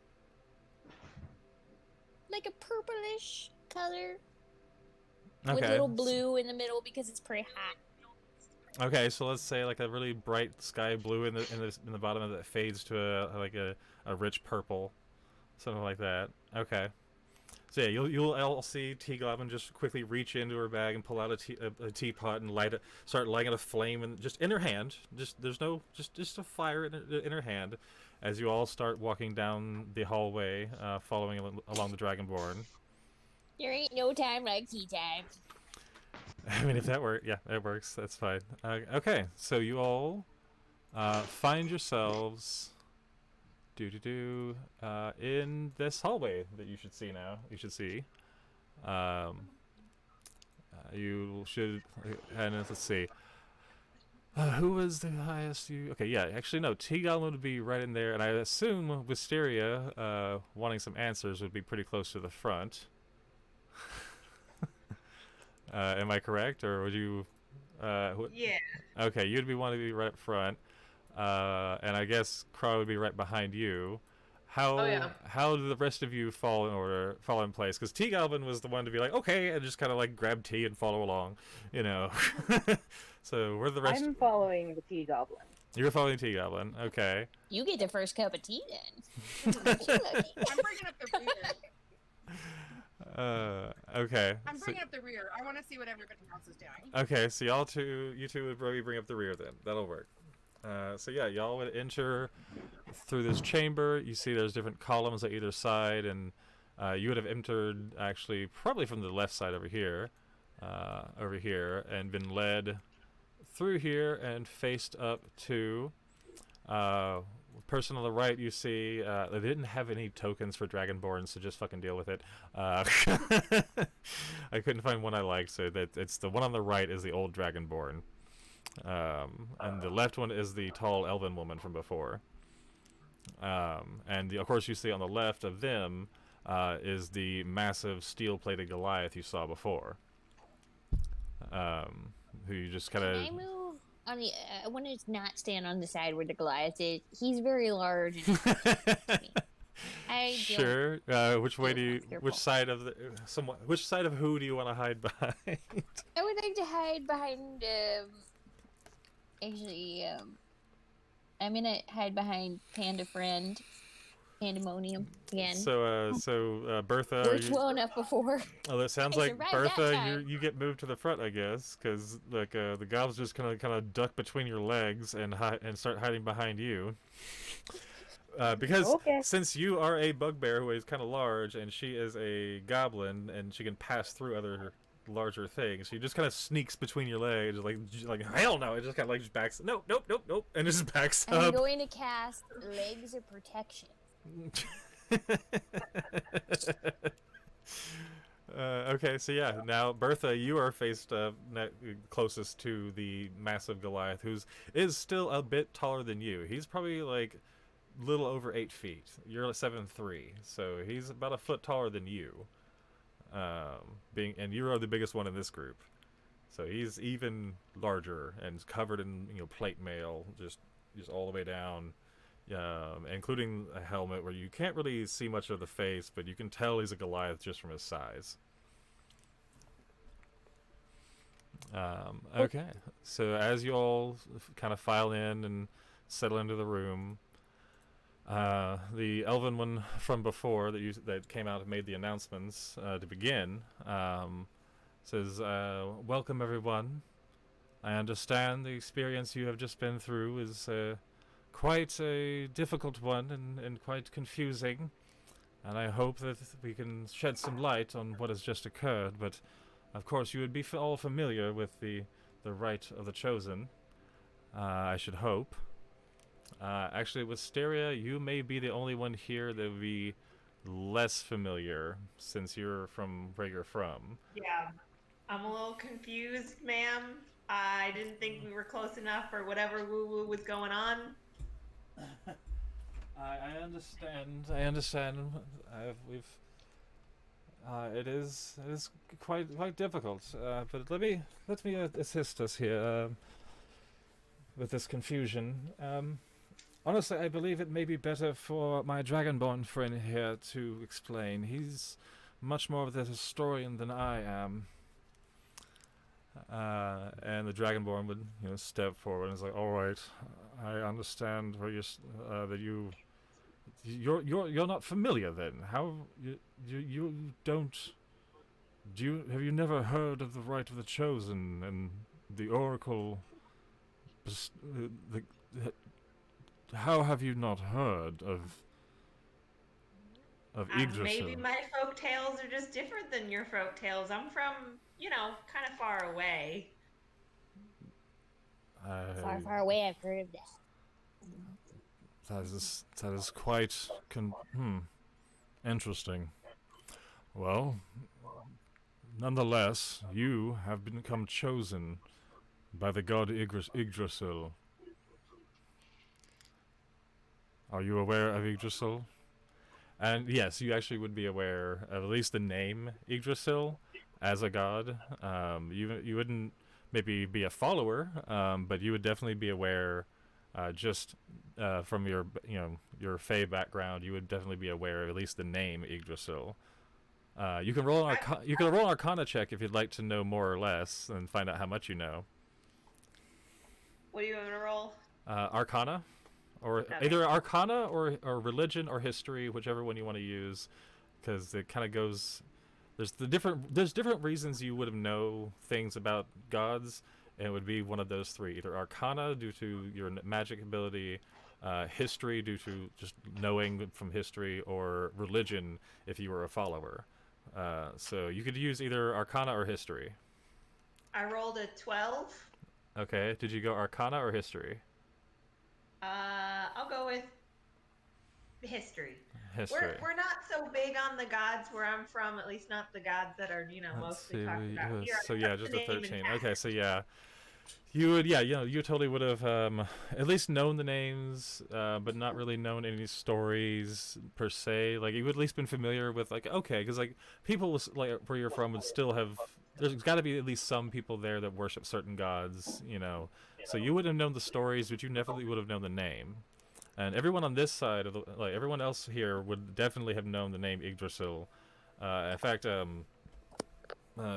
sorry. Zara. Who is Yggdrasil? Zara would know quite a bit, just from your training, and you would know if you would like to pass this information on to your friends here, real quick.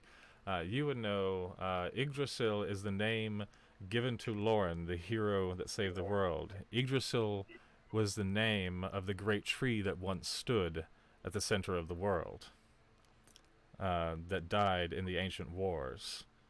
And when Lauren is the one who replaced the great tree Yggdrasil.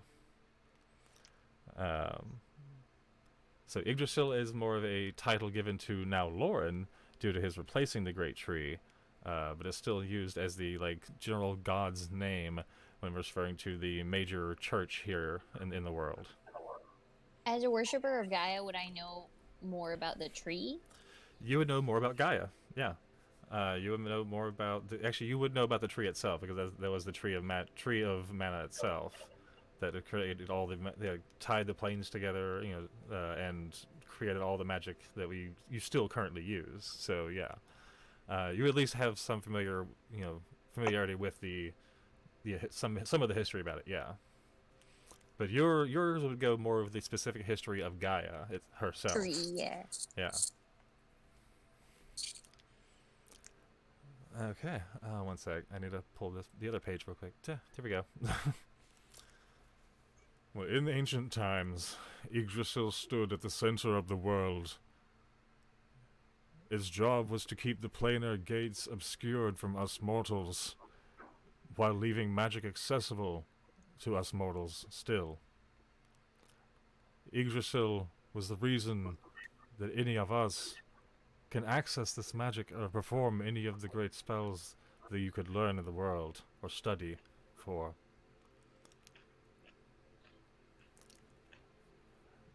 Once every 1,000 years, a ritual occurs. Chosen are given the Yggdrasil's blessing by Yggdrasil himself,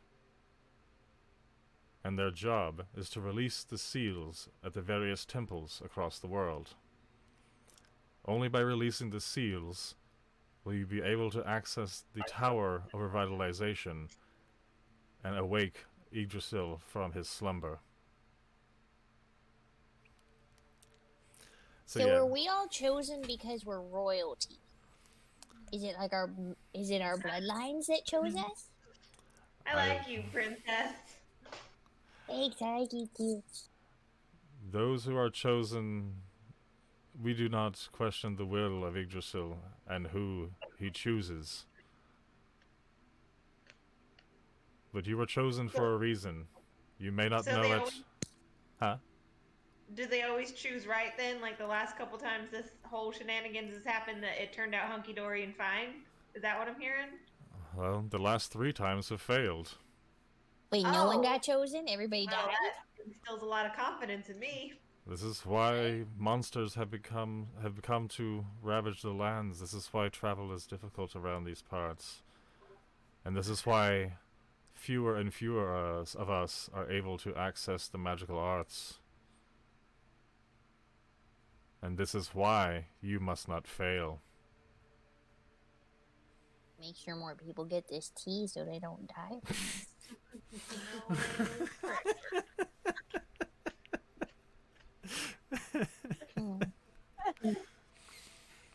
Okay, so yes, after a moment, he would tell you about the one temple that is at least still recorded on some of the documents, or at least the tales that are still told to this day, and some of the tomes of the different histories of ancient times, and he would tell you about the only temple that is still the locations are still known. The location is still known of is the temple to Ifrit. The temple to Ifrit, he would tell you, sits across the vast desert north of here. And at that point, he would lead. Let's see, the high, tall elven woman would come back, walk up to the top stairs there, right behind the chair, and grab a small chest, and bring down to you, and set on the floor just in front of you, and say, "Here, these supplies were gathered. These supplies were gathered by the local merchants and the sages, and through our representatives here from the clergy. Hopefully, this will be helpful to you along your path. But I must insist you please hurry. The importance of this quest cannot be understated. And I, for one, I don't know about you, but I, for one, am terrified of what should happen if we can no longer access our magic." Hurry where? First to the Temple of Ifrit, and then you must. Oh, that's right. Yeah, you must seek out the 4 temples. That's what the Dragonborn would have told you. He told you there are 4 temples in the world you must seek. The location that is known is the Temple to Ifrit across the desert. The fiery one. The fiery one, yes. And then there are 3 other temples in this world. One is the Temple of Undine, the water temple, and the Temple to Sylphi, Sylphi being the wind temple, and to Void, the Temple of Darkness. Wait a minute, there is no Earth Temple here? The Earth Temple's remains have yet to be found. And travel being as difficult as it is, with the monsters roaming the wilds and the plains, no one seeks them anymore. It's quite difficult. No one knows what it's called? It's just missing? It would be the Temple of Gaia, but no one's found it. Wait a minute, I forgot. We gotta find this Earth Temple. Clearly that's the thing that's messed up. Yeah, no. Those are the only four that are known to exist on in this world. Of course, there should be, as the histories say, there used to be temples to each of the different gods, but currently only four are known to exist. At least that could, they know that they know of in this world, as far as the records show. Um, and they would have given you a hint to go seek the Temple of Ifrit across the desert. As a worshiper of Gaia, would I know of any like histories of where those temples were? No. Not really. You'd have to have spent quite a long time studying specifically, to and the histories say that they existed, but nothing about where it was. But there are clues about the about water. Wind, and So darkness. at this point, seeing your confusion, the elven woman would have pulled open her spell book that she was holding, and pulled an old page from it, and you would see a note, which seems to be like magically preserved, because looking at this note, it has to be thousands of years old. Should we go? This is a hint given to the archives by the heroes of 4,000 years ago, on the fourth cycle. And this is the last remaining hints to the locations of the various temples of this world. So that would be the note you would see handed to probably Wisteria, actually. You would get handed. You were the closest up there and the most inquisitive, so you would personally get handed this note. I'm gonna hold out my little talon hand and go, "Gimme!" No. Oh. Do you want to try to snatch it? Because it's very old and fragile. It's magically preserved, but it's very old and fragile of a note. I trust that Wisteria, that this looks important. I was hoping she'd share, but sometimes Wisteria knows things that I don't. Do you try to snatch it? Do you try to snatch it? No, it's not particularly shiny. I was hoping she'd share, but she doesn't want to. But I don't. I mean, really it has like a slight magical essence emanates from it, just from it being magically preserved. There's a slight sheen to it. It could be like not sparkly, but kind of bright and maybe a little shiny. Egg 'em on. I don't know. I'm trying to be really good in this moment. This place looks really nice, and maybe not the time for chaos. I'm gonna behave myself. I asked her to share, and she said no. So okay. I actually don't know. I think. So yeah. If you can everyone see it? Can everyone read it? Yeah. Okay. So. You see that? So this is the only copy we have, and unfortunately I can't let you take it with you, as it may be lost to the ages should you fail. But you are welcome to write these words down. I take out my invisible pen. It's not really an invisible pen. I think I'm writing. If we hear what's going on.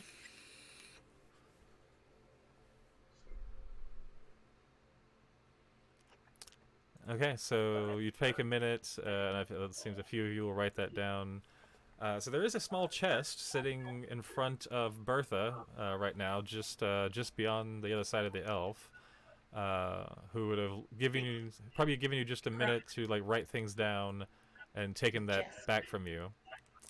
Bertha is probably the closest while you're transcribing. I just pointed out the chest to Craw. I'd like to look in the chest. I want to go. I want to go check this out. Okay, how about both of you roll me a d20 as an investigation check, and I'll see who gets what. Not very good. Yeah. Bertha just leans over all. That would be a 4. Ouch. 14. 14. Okay, so, so you two together would find 2 healing potions, just a basic potion of healing. You would find 1 potion of fire resistance, which I believe Craw will find first. So Craw, if you go ahead and add a potion of fire resistance to your inventory. Mine! It'll be a potion of resistance, and we'll just specify that it's fire. Okay. And then for the party, remember, this is a gift for the party. You would find 50 platinum pieces. Oh, yeah. 50 platinum pieces and 100 gold pieces. So yeah, 50 platinum and 100 gold to split for the party to help you all along your way to get you started. Page for party fund, or is it like you have to add it to? They're giving this to you as a group. Oh yeah. So this is between y'all what to do with it. If I'm y'all gonna just say out loud how much it is and be like, "Can we split this up among you guys?" Like, how interesting is this potion of fire visually? So it'll actually look quite a bit like a healing potion, as in like the red color and the glimmering to it, except in the top half of the bottle would be this black smoke. Yeah. Sorry. Fire resistance. I'm sorry, not potion of fire. Derp. Sorry. It would actually have a blue tint to it, a very cold, icy kind of crystalline, and like the outside of it would be just a little bit frosty. You know, like almost like from like frozen condensation kind of thing. It'd be a very cold to the touch. So it's like very visually interesting.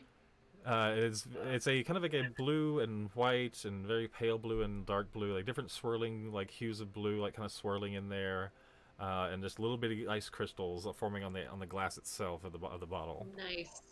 Can I do a saving throw to see if this is more interesting than the coin before I try and grab a handful of it? You could. Okay, how about this? You're already trying to steal from the. Okay, all right. I'm gonna have you roll a sleight of hand check to see how well you sleight of hand try to snatch coins away from the other boy. 5. I nat one. I'm gonna grab and be like, sharing is caring. Mine! No, honey, you gotta share with everyone else. I'm Okay. gonna be like, "Don't worry, honey. We're gonna make sure that everybody gets the same amount because clearly we're all in this together." And then I'm gonna take a gold coin from it and toss it to her. Yay! Or him. What are your pronouns in this? What's everybody's pronouns in this? Yes. She's a girl, her pronouns, but I honestly don't think she really cares or has a concept of gender, so. I just take a shiny gold coin and toss it. Everything's fine. That's literally what I wrote down. Yeah, no, I know. I love that. It's like, it has no concept of gender. Yeah, I love it. Yeah, like she doesn't even have a concept of like sex or romance yet, so it doesn't matter. Okay. She sees no difference. Just shiny and not shiny.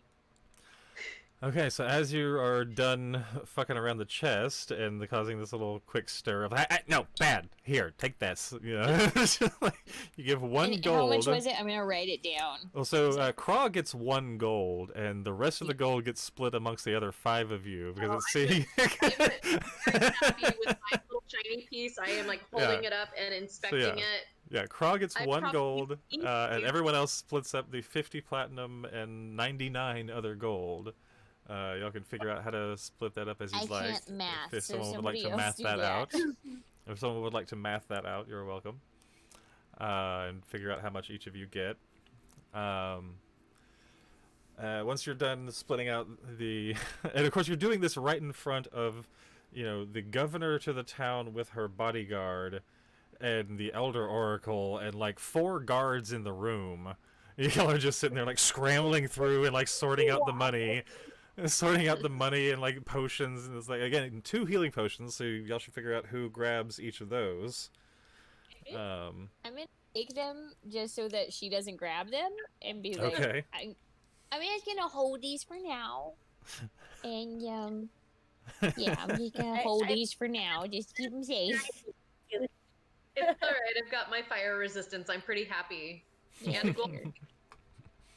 Fucking great. So after So, and you were all like, actually, hang on. Everyone roll perception real quick.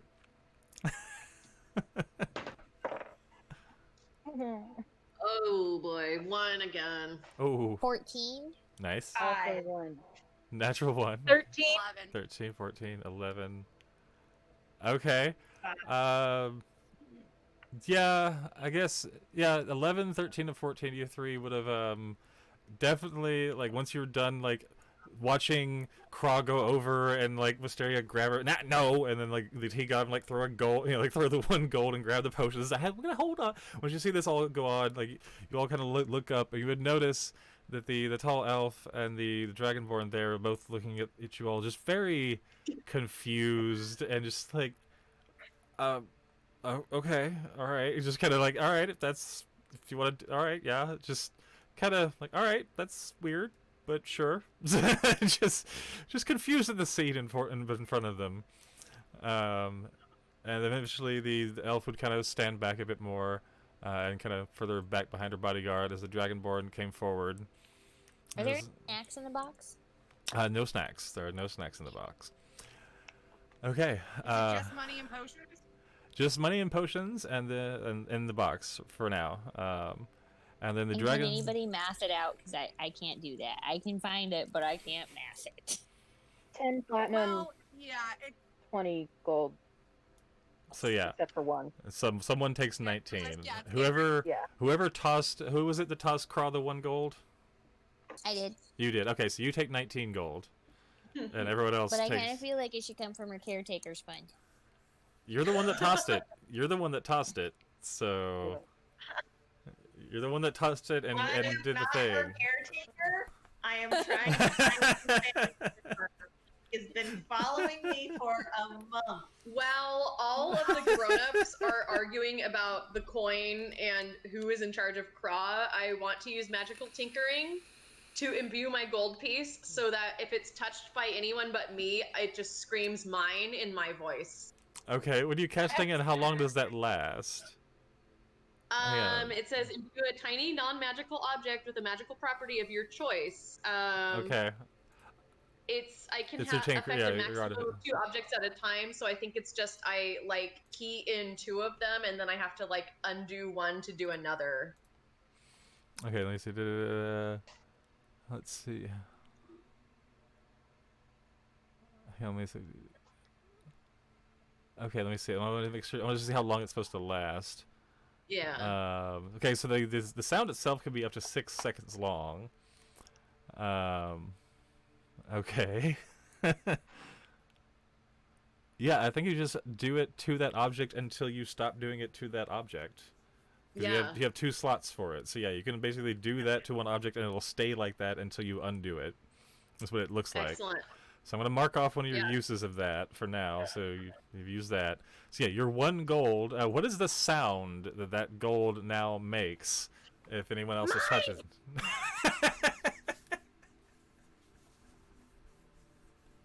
Okay, so you now have 1 gold piece in your pouch that just screams, mine, mine, mine, mine. If anyone else touches it. Okay. And how much do the rest of us have? One more time, I now finally open up my money screen. Thank you. Yeah, thank you. So, yeah, Yeah, what do we have? Candace said it's 20 gold. Okay. 19 for me. And then 8 platinum, but that leaves 2 platinum left over. So 2 people get an extra platinum. I'm gonna take Or one of them. someone can hold that for the group. You just all have to agree as to who gets to hold the group funds.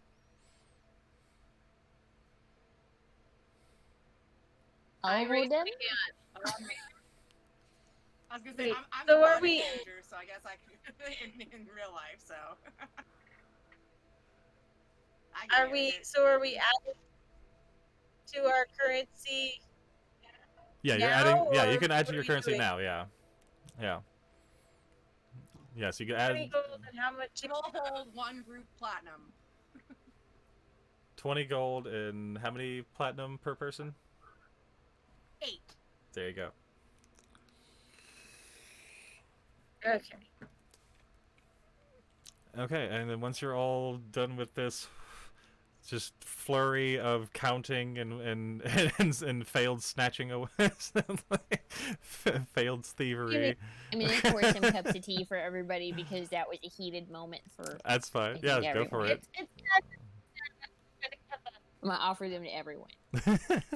So as you're all done with this, as soon as you're all finished your little shuffle of money sorting and all that, the Dragonborn would walk forward and pull a little pouch off of his belt and reach into it, and you would see him pull and kind of empty the bag kind of into his hand, and you'd see these 6 rings in his hand.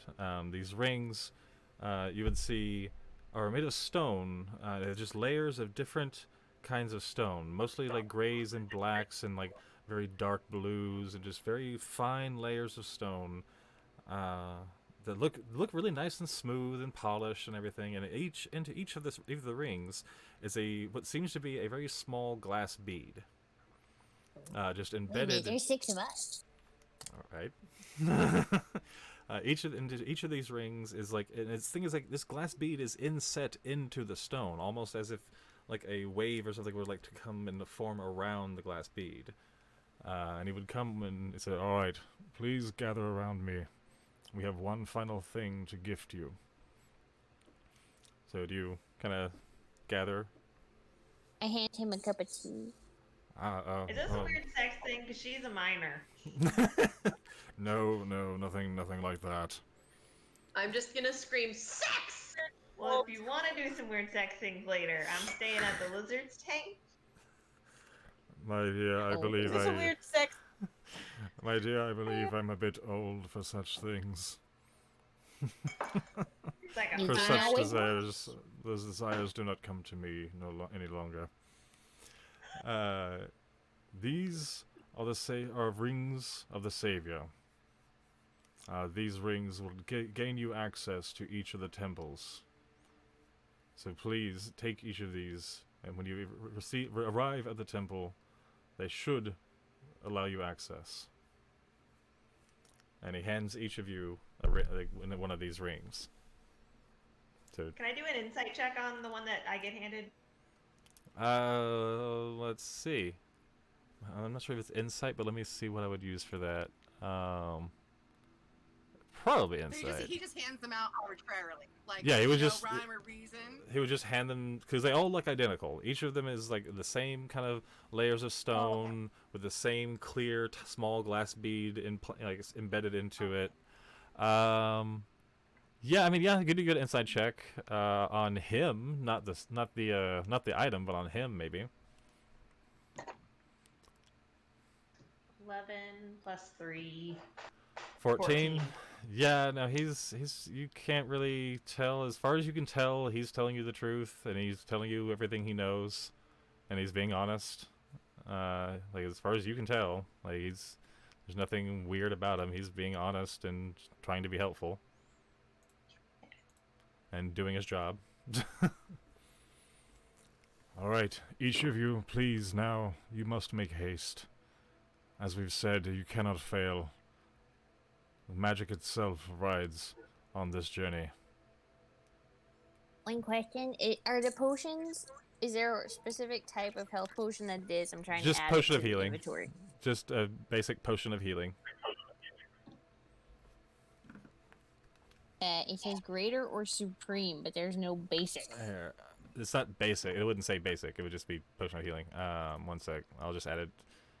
I will add those to your inventory, because I can do that on my side.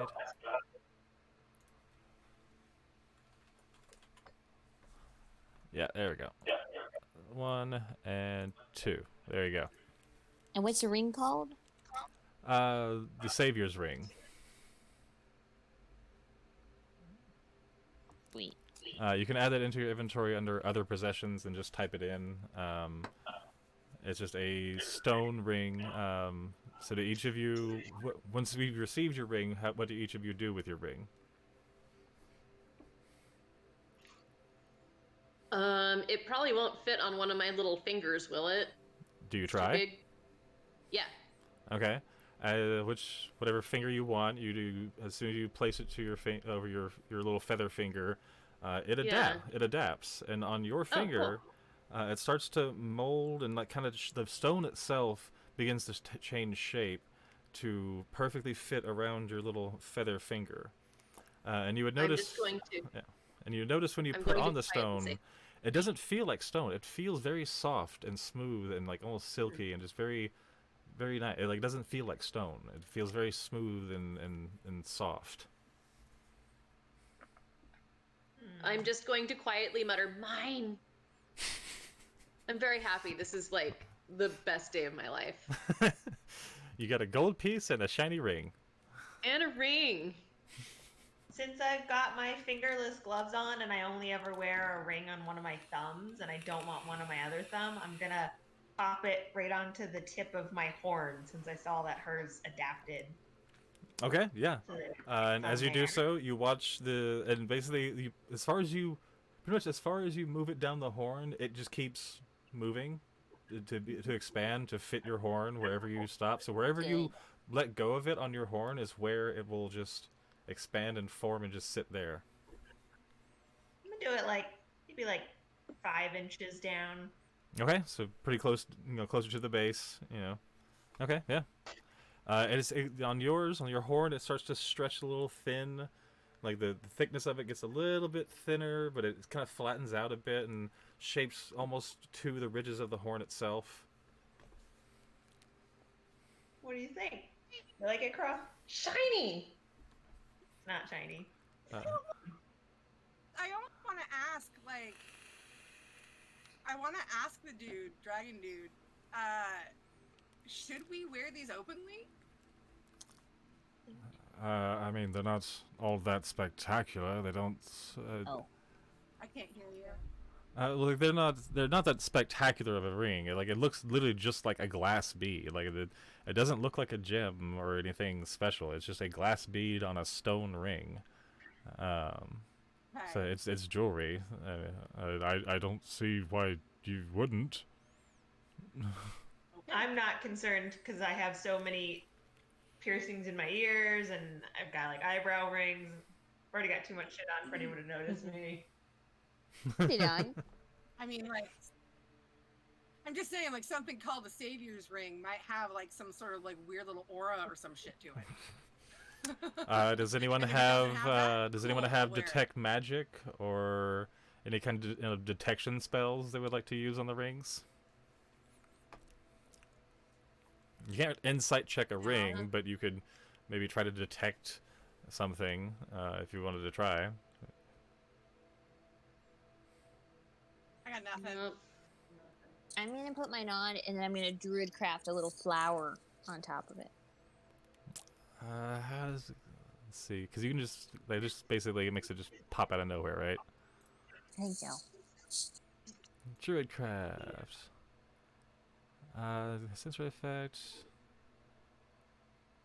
Maybe take one for of a the flower. You could make a flower bloom itself if there was already one there.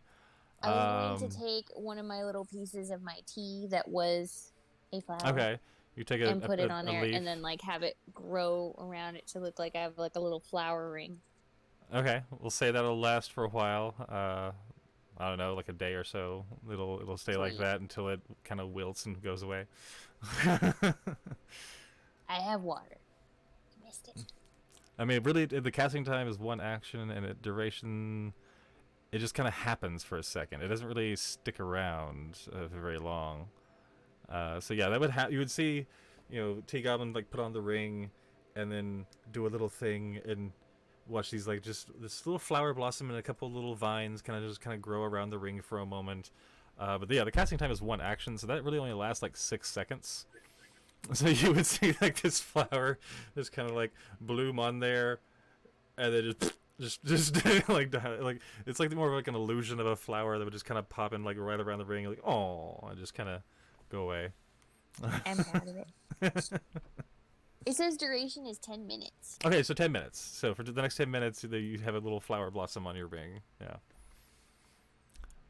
And actually, as you did that, pulling from your little connection with Gaia there, you would notice actually, let's see, roll a perception check.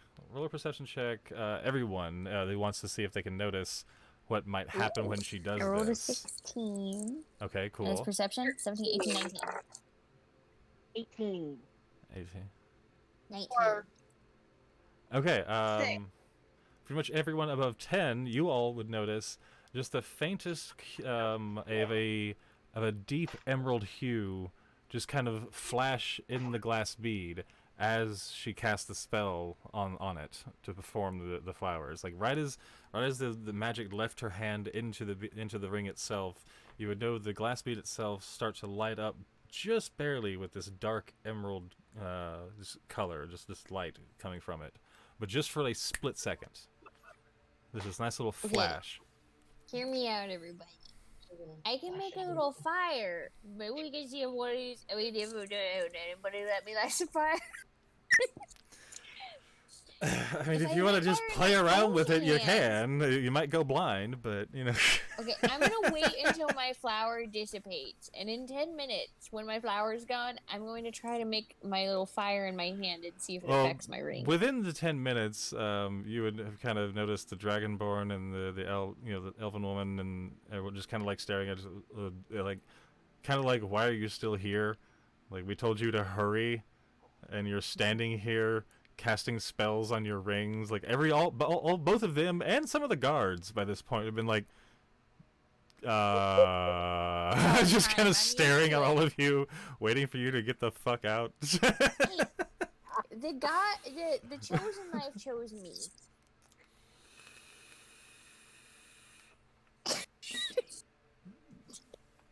I'm sorry, what was that? I feel a little judged. And I believe it's in a good way, I assure you.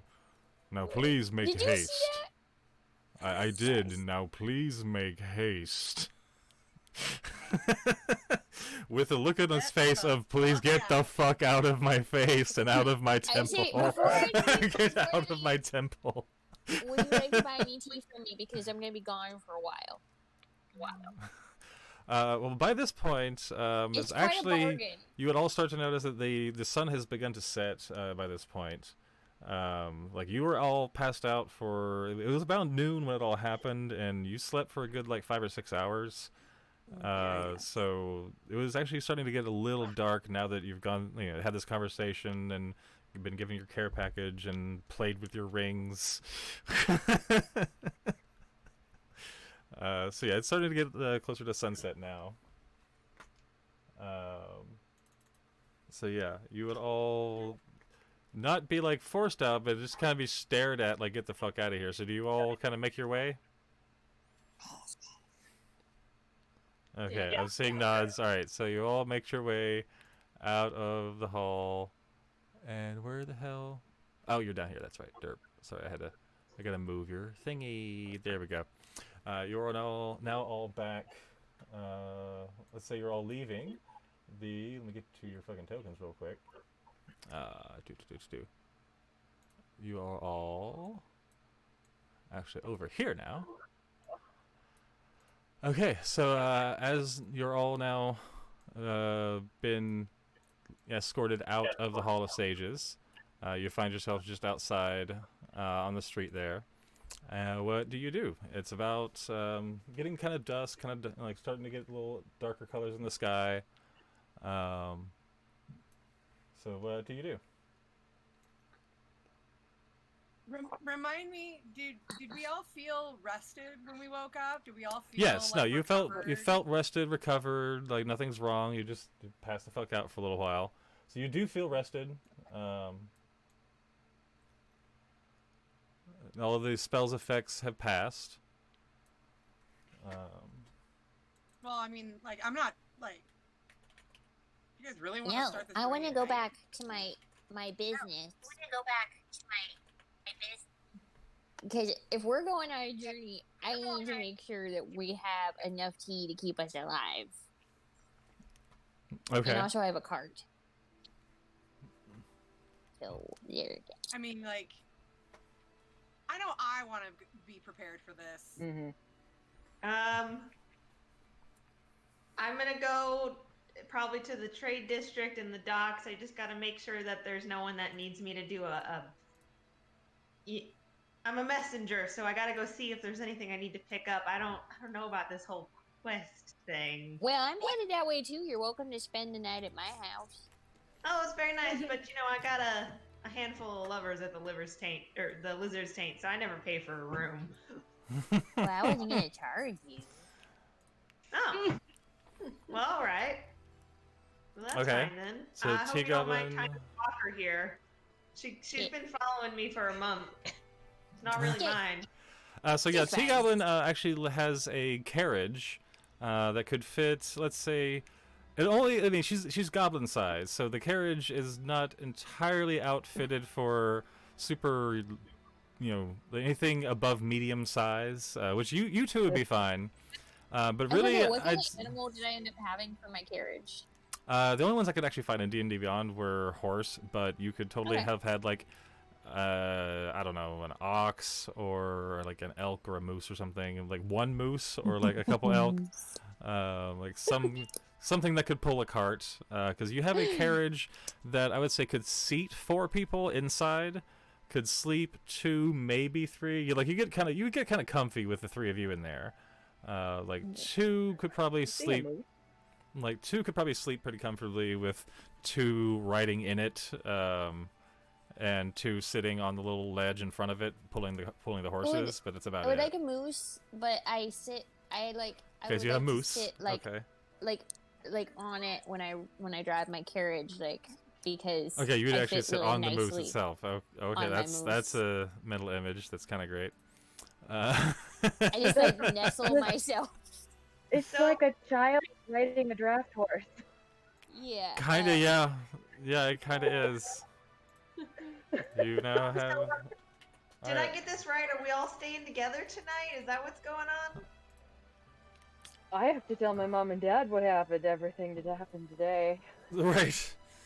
Yeah, it's Go, like, secure You have the a. house.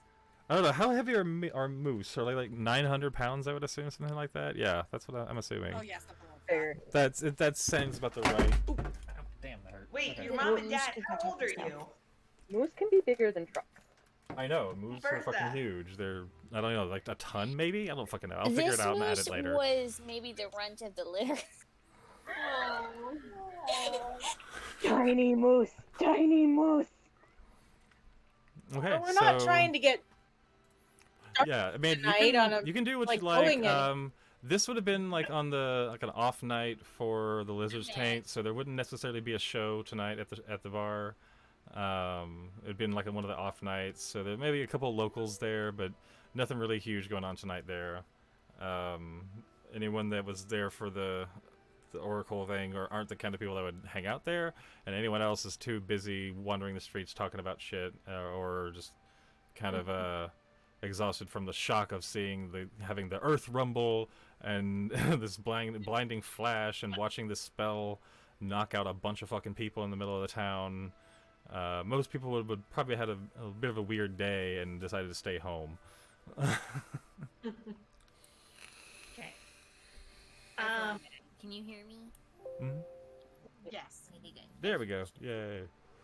So yeah. Okay. So who's going where? Or Arthur, are you going back to your house? Going back to my house, I'm like, Okay. I gotta get my shit together. Right. I gotta secure my shit. Okay. I would Yeah, assume Zara, would you go back to the barracks you were staying at? Yeah. Yeah. Okay. Zara goes back to the. His name But is I think Minnie, the- by the way. But before I leave the whole group, I'm gonna be Mhm. like, Lizard's Taint in the morning. Yeah, I can Yeah. drive my Yeah. cart. Y'all can get breakfast there in the morning. Yeah. Okay. So you say that, and then Yeah, what's the you head plan? home. Okay. Yeah, y'all figure out what you're gonna do, because this is you're gonna go home, take a rest, and then tomorrow you'll start your journey. Hey, Princess, Craw. Yeah? Do you two wanna hang out tonight? Yes. Princess, you wanna hang out with Craw while I go do some work? Here? Excellent. I'm gonna go to the trade district and the docks to anyone that I might know to go see if I got any packages to deliver to whatever the next city we're heading to is. Okay, let's see. There's only 3 let's see. Like a dock master or Yeah, like a. let's find out. No, there's not. I rolled for it. It was not good. So no, there's no packages to this time.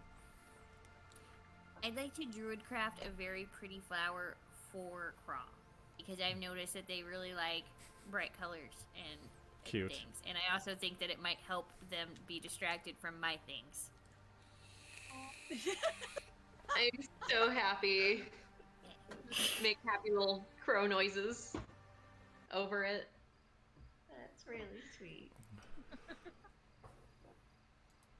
Okay, Ithor does all that and goes home. T-Goblin and Wisteria and Craw, are y'all going to the Lizard's Tank to hang out, or back to T-Goblin's carriage? Are you guys going back to the carriage? Are you going back with us? It didn't sound like there was any packages. If you guys go back to the carriage, then I'm gonna fuck off to the lizard's tank by myself. Does that sound fun? I'm gonna follow you, so you're gonna have to. Princess, is it all right if Cross stays with you tonight? Yeah, I am. Okay. And because I owed you some coppers, I'm gonna give Princess a gold. Yeah, there you go. Thank you. Because I owed you from earlier. I remember that implicitly. I don't remember that implicitly at all. Okay. So you take Craw back to the carriage. They went back, so you went over to the Lizard's Taint. Ithor, I say, so you went home. Bertha, are you hanging out somewhere? Are you going home? What you doing? Bertha's gone home to tell her parents absolutely everything. Okay, gotcha. And also to check in because they had to deal with the aftermath of what happened in the square. Yeah, were they around when that happened, or were they back at home? They They might have been. I mean, it's definitely a big event. they People knew would what have. was Could have going been. on. They were a little bit at the range of they weren't quite at the town square yet. Okay. When everything happened. Gotcha. So they didn't yeah, actually they see. definitely had the same earthquakes and the flash of light and all that. They definitely saw all that. They may just not have seen what actually went down. Okay, gotcha. They didn't see any of us. They all they saw is dead and wounded. Gotcha. Okay, and then Zara, you said you probably just go back to the barracks. You probably have a few, conversations with other clerics over the evening about like what happened and like maybe talk amongst you and them about the histories and how it matches up to it. The books. Be like, oh wow, okay, yeah, and like this is holy shit, because you're all having a very holy shit moment. You've been chosen to lead the journey of revitalization. This is very much a holy shit evening. Mm-hmm. Okay. Do some praying when I get home too at some point. Because I'm very disturbed that the only temple that doesn't exist is the one to my goddess. Oh. I mean, there's. And I also feel like I kind of failed her by not knowing that, and I'm like, did I not pay attention in Druid school? I feel like I should have known. Aww. Okay, so yeah, Wisteria, when you go back to the Lizard's Taint, you would definitely see Fist and Warg running the counter in the evening time. He's the short but really stocky, stout dwarf with the little strip mohawk and all the piercings and likes to wear either like a tank top or just that and an apron and sometimes he'll wear like a plate skirt just for some flair, but usually it'll be like a kilt or some like calf high shorts kind of thing. But again, always wearing some really nicely polished boots. Nice. I'm gonna go up and talk to him. Oh, hey, Wisteria, how you doing? I'm having a really strange day. Oh yeah, no, I saw the flash of light and all the ground shaking. Were you in town when all that happened? Yeah, I was up at this weird tower that like grew out of the ground, and they said that we're like, I don't know. They were saying some really weird shit that we were like chosen for some kind of quest. Wait. You were chosen. Are you telling me you were chosen? That's what they were telling me. You were chosen for the journey. Apparently, I don't know. My word. Well, drinks for you then. What would you like? Cheers. Well, you know what I had last night. Just give me something that I didn't have. Okay, what did you have last night? Was it a lot? Well, okay, so it's fair. Real unusual. Shit. I actually had something. No, did I have something for this? Well, I mean, they're not really known for their drinks being super fabulous. It's gonna be something fermented or something distilled. Like that's pretty much sure. There's different colors of each, but nothing too. It's like you liked. What was it? Let's do something fermented because it's something good for fermented. The guts. Okay. He passes you a nice glass full of this red ale. Here you go. Here you go. Drinks in the house tonight. Congratulations. Well, where are you going to be off to? I know that the journey itself is a bit harrowing. I'm not sure. I mean, I'm kind of hoping we just. Well, I mean, obviously, I had another city to go to because deliveries and such. Well, at least you got your pass. Well, at least you got your pass and you can travel as you like. I bet that'll help a lot. Speaking of, since we're probably going to be pulling out maybe tomorrow, if you have any, under the wire messages that you need sent out before I leave, you might want to collect those tonight and I'll grab them tomorrow. But you just ask the usual customers who might need something. I hear you. I'll put a notice up on the board. Check it in the morning. You are the best. Next time I come through here, I'm going to bring you some exotic desserts from some far off town. I'll hold you to it. When have I ever not brought you something fancy?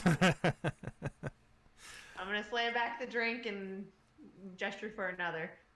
And it'll take the glass and refill you. You can sit and drink as long as you'd like, and this and that. The rest of you would probably be having dinner time and winding down for the evening. Anything else? Like, any particular evening rituals anyone needed to do before you all go take a rest and wake up in the morning?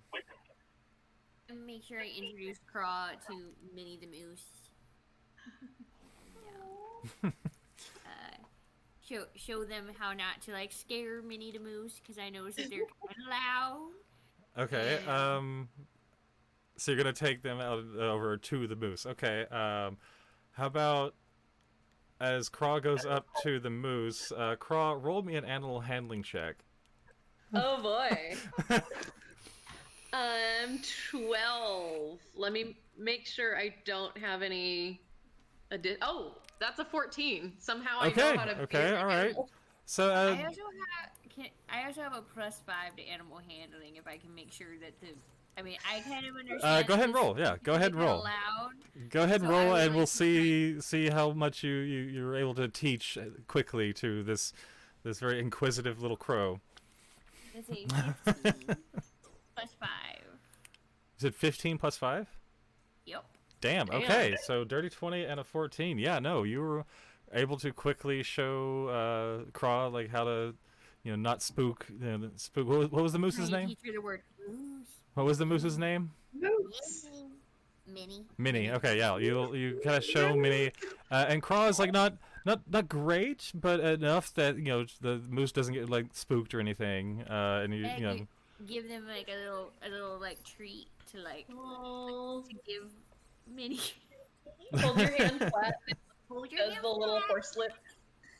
Keep your fingers down. Okay. So yeah, I guess I'll all settle in for the evening. Y'all didn't incur any damage or anything. If anyone casts spells they would like to redo their spell slots for your long rest, you can go ahead and there is a button for long rests on your character sheet.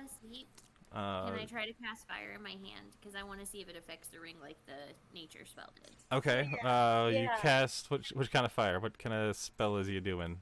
Same one. Produce flame. The produce flame. Okay, yeah. So you produce a little bit of flame in your hand. I see. And your flame, you said, was like it was the blue and purple.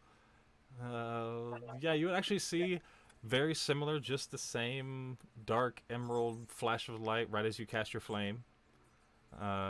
Weirdly, it's the same color.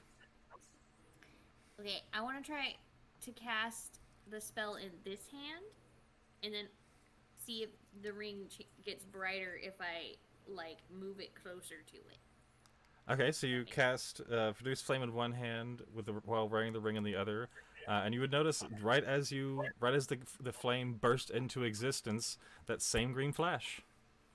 No brighter, no dimmer, just the same, but the same level of just dark green emerald flash. Oh, it's still green? It's still dark emerald green. Okay, so it's not changing color based on No. it is. Alright. Perplexed, I go to bed. Okay. just like tries a bunch of different spells, and it just keeps. Why is it the same color? And just like, all right, fine, it goes to sleep. Okay. Okay, you all go to your respective beds. Wisteria, which bed do you wind up in this evening? Well, Or at least first, while I'm drinking, I'm gonna ask my buddy if they have any bottled root beer or other similar old type of soda that doesn't have alcohol in it. They wouldn't really have soda, but they would have like a cider, maybe. Yeah, like It's like non-alcoholic. a low alcoholic, and that like Okay. they don't really they don't deal in the non-alcohol part. It's what keeps the drink safe. So I want a bottled small one that I can give maybe watered down to Craw as a little Okay, treat later. Oh, she's used to it. Okay, She so yeah. grew up in the living. say So for I'm it gonna... being bottled, it'll cost you like a silver per.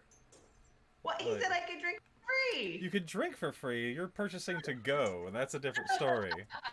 You can drink for free. Your friends can't. Never mind then. Oh. I'm I gonna. mean, it's only a silver per. It's only a silver per bottle. That's not bad. Silver quite a bit. I need to raise my rates. It's a I mean, it's a bottled ale. It's a bottled thing to go. Like, yeah, of course it's gonna be a little more expensive. Like, if you drink there, for coming and telling him this news that you've been chosen, yeah, no, you get drinks in the house. But if you're trying to She take doesn't no, love come me on that now. much. No, I'll just get her something that she wants later.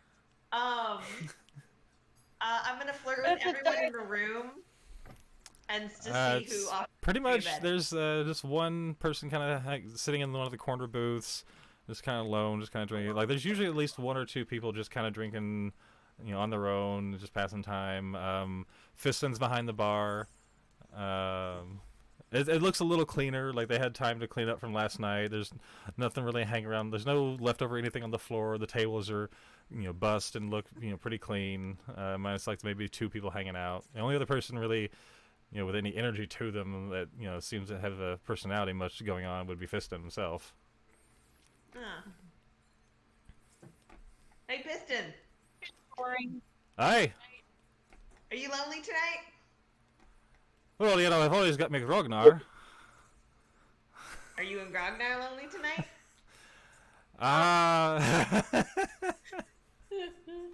Roll a persuasion check. Finger gun. Roll a persuasion check. 16. Hey. Yeah. I was like, oh, you're looking to get busy tonight. Or we could just cuddle. That's also fine. Whatever you want. True that. Well, once we kick these last two out of here for the evening, if you hang around a bit, you could maybe join us upstairs. Okay, and now I'm gonna have you roll a performance check. Okay. To see how well this goes.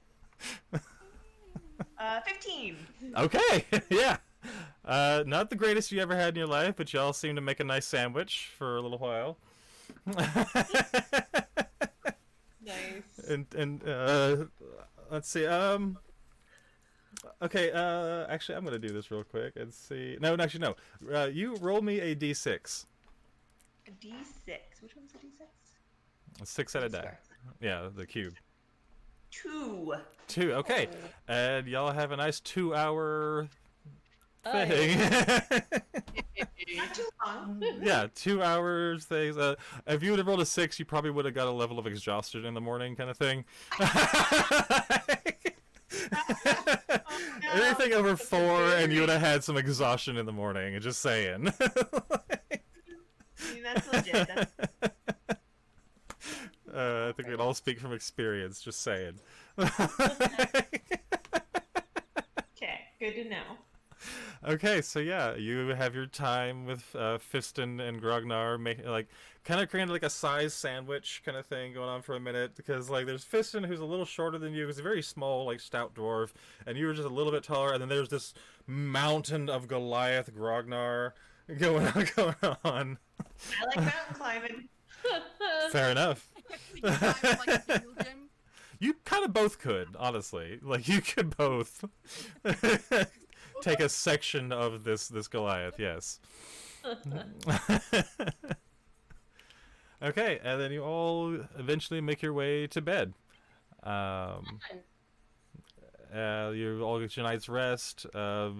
Wisteria avoids any exhaustion from their from their escapades the evening before. One sec. I'm just gonna switch this up now that we're not sitting in the dive bar. Oh, come on now.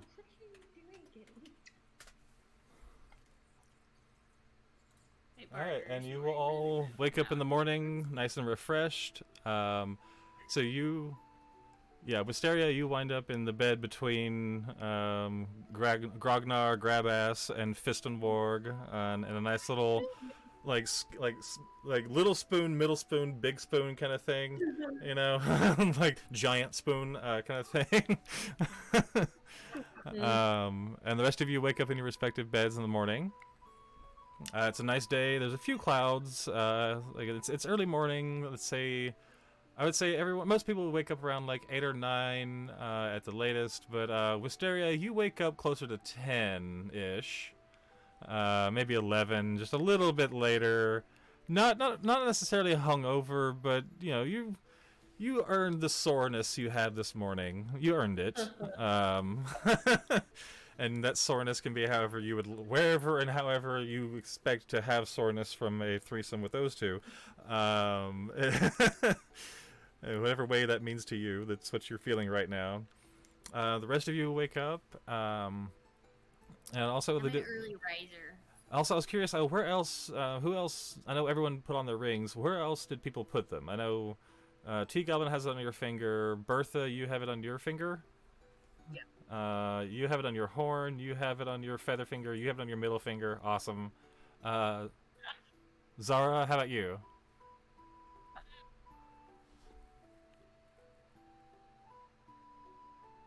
Do I have anything to put it on a chain if I wanted to? Actually, yeah, you do have the amulet that you're wearing. You could, like, slide it onto that same chain with the amulet. Would there be any benefit to keeping it not on my person as physically and putting it Not necessarily. on a necklace? I mean, it's just however you want to wear it, or hold on to it, really. I was just curious how you all added it to your attire. Just curious how you added it. Okay, so you wake up in your respective beds. It's a new day. The sun is shining. There's a few clouds in the sky. It's in the morning, so it's like maybe like low 60s, but it's a nice day. You'll definitely notice for you, T-Goblin and Craw, as well as Ithor and Zara, you would all kind of notice that some of the people in the town, like once you were up and like doing things for the day and looking out your window, you'd I like. want to try to sell some tea this morning because I survived that thing, and I'm convinced that my tea. Okay. So let's I see. wake up with the sun to brew like a nice big pot, and I go outside and say, "Tea of the Okay. chosen." Well, you make as the dice said, you make 1 sale this morning. So you make 1 gold this morning. Or at least that's how much you make. I don't know how many sales you made, but you made 1 gold this morning Fair selling enough, I'm tea. selling for copper. Because as I was just about to say, is that you all would have noticed that the city has already begun to kind of thin out. Quite a few of the pop-up little caravans you might have noticed yesterday, different merchants and caravans from the clergy and the government and people like that have already started to thin out. They can already kind of tell that the city is starting to quiet down a little bit. Actually, Bertha, as you would look out your window, you would already see a couple caravans on the road, passing that crossroads and on their way out of town. Like the big day is over, and people that came to watch it happen or to make money off of it happening are starting to thin out and leave town in caravans, usually 2, maybe 3 carts at once. What would you all like to do to start the day? When Crow wakes up, I'd like to say, do you want to go get breakfast? Food! And I try to show them how to help me undo the things for my cart so that I can get it moving. Okay, so yeah, you probably Putting 'em take... at work. Would you like to just go ahead and take the cart with you now on the way to the lizard's taint? Yeah, I mean, I figure might as well. Okay. I mean... So yeah, let's say you take a good hour to go ahead and take down some decorations and pack up all the teapots and cups so and product, all the different teas so that you can, they don't rattle around in transit. And try to. my 2 favorite pots, which Okay. I try to. Yeah, except for your magical teapot and one other favorite teapot. And you say. Can I see if I made any good tea this morning? Sure. Let me. Actually, yeah. Roll me a d20. I rolled a 15. Okay, yeah. So you made 3 new teas this morning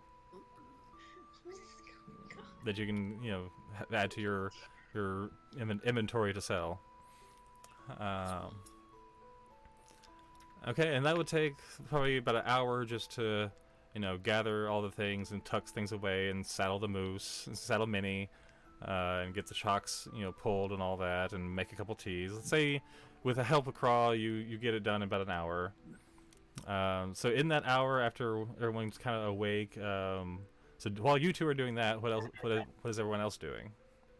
I'm gonna wake up, smack the big one on the butt, and give the small one a kiss on the forehead. Because I know that's how they like Well, to the big one, up. the big one would have tried. Actually, hang on. Let me see. Hang on, real quick.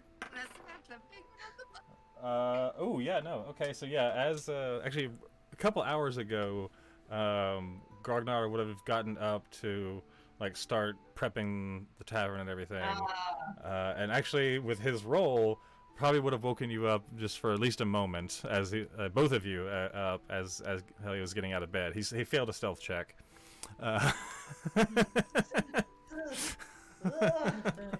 He failed a stealth check with a 6. So yeah, no, he was not stealthy getting out of bed this morning. And when he got out of bed, I smacked him on the butt and then Okay. rolled over.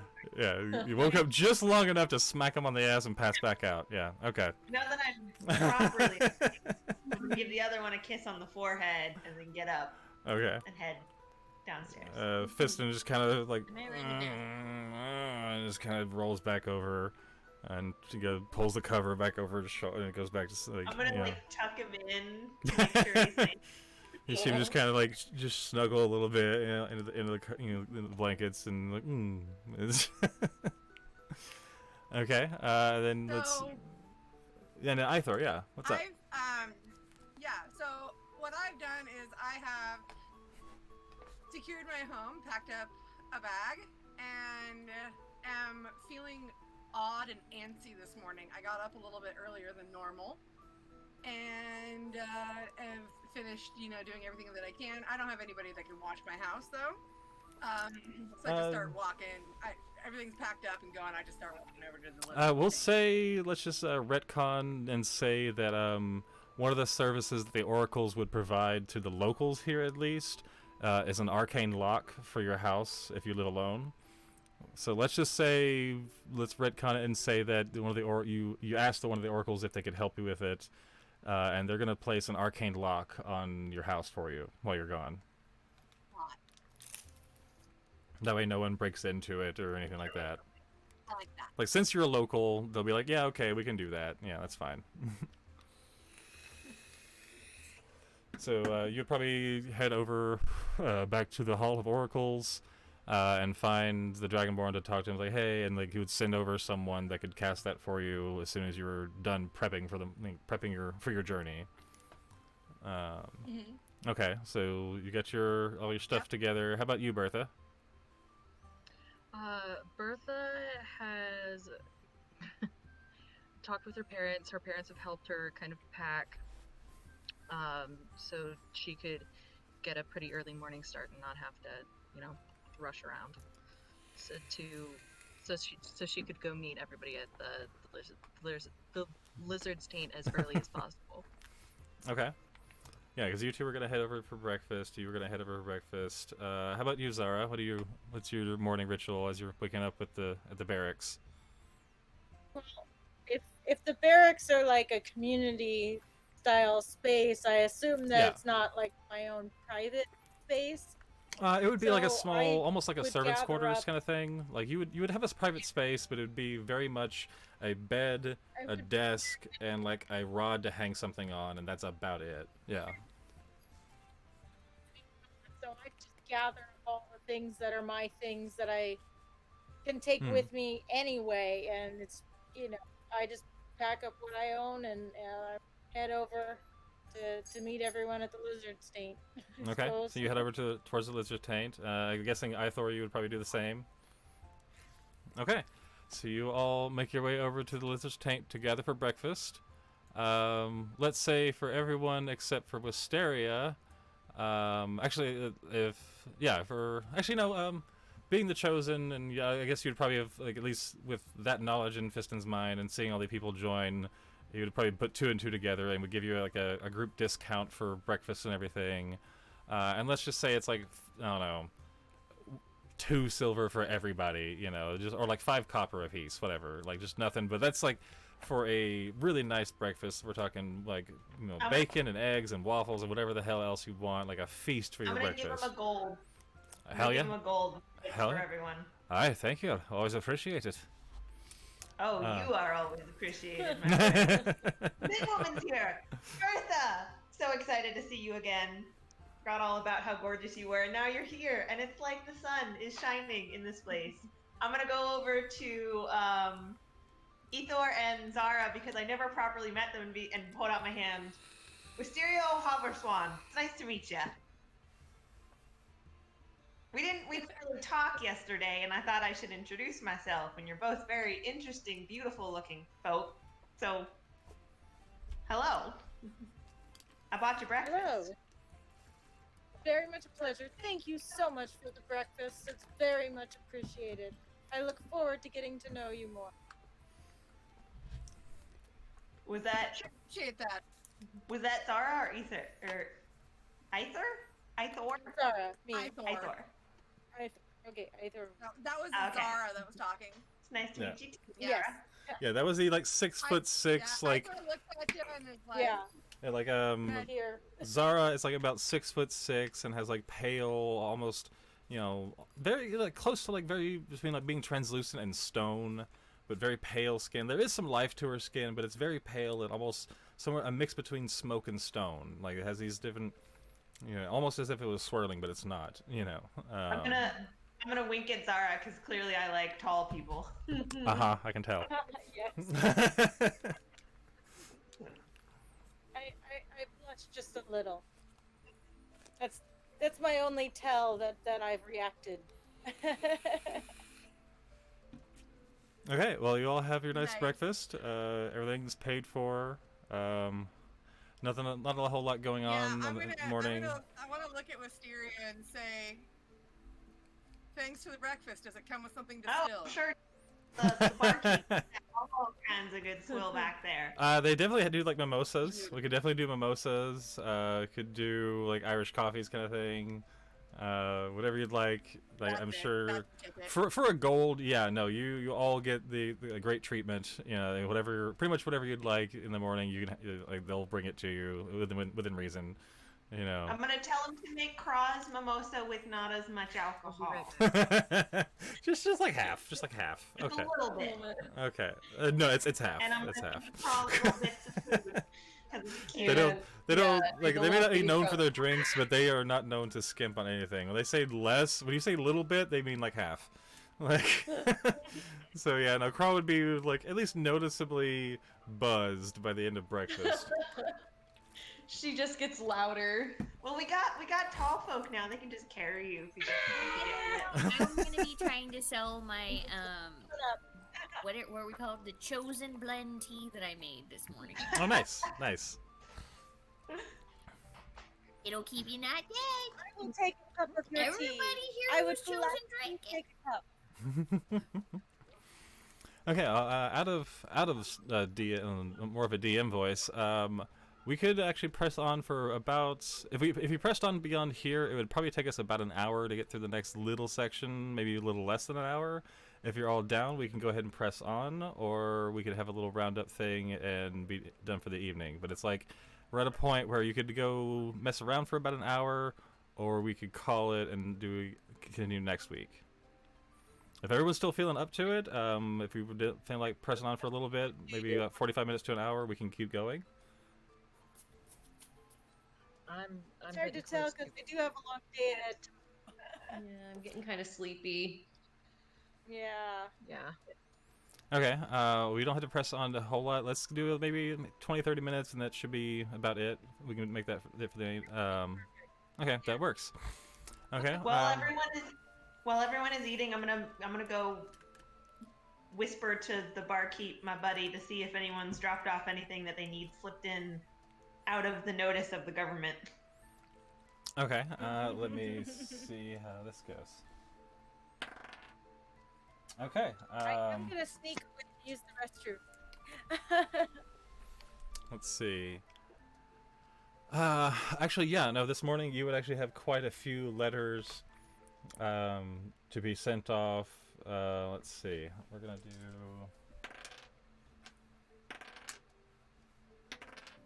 Okay. You have one letter that's addressed to someone in the town of Port Una. You have one letter addressed to someone in. Let me look at the map. Silgard. And you have a letter destined to someone in White Sands.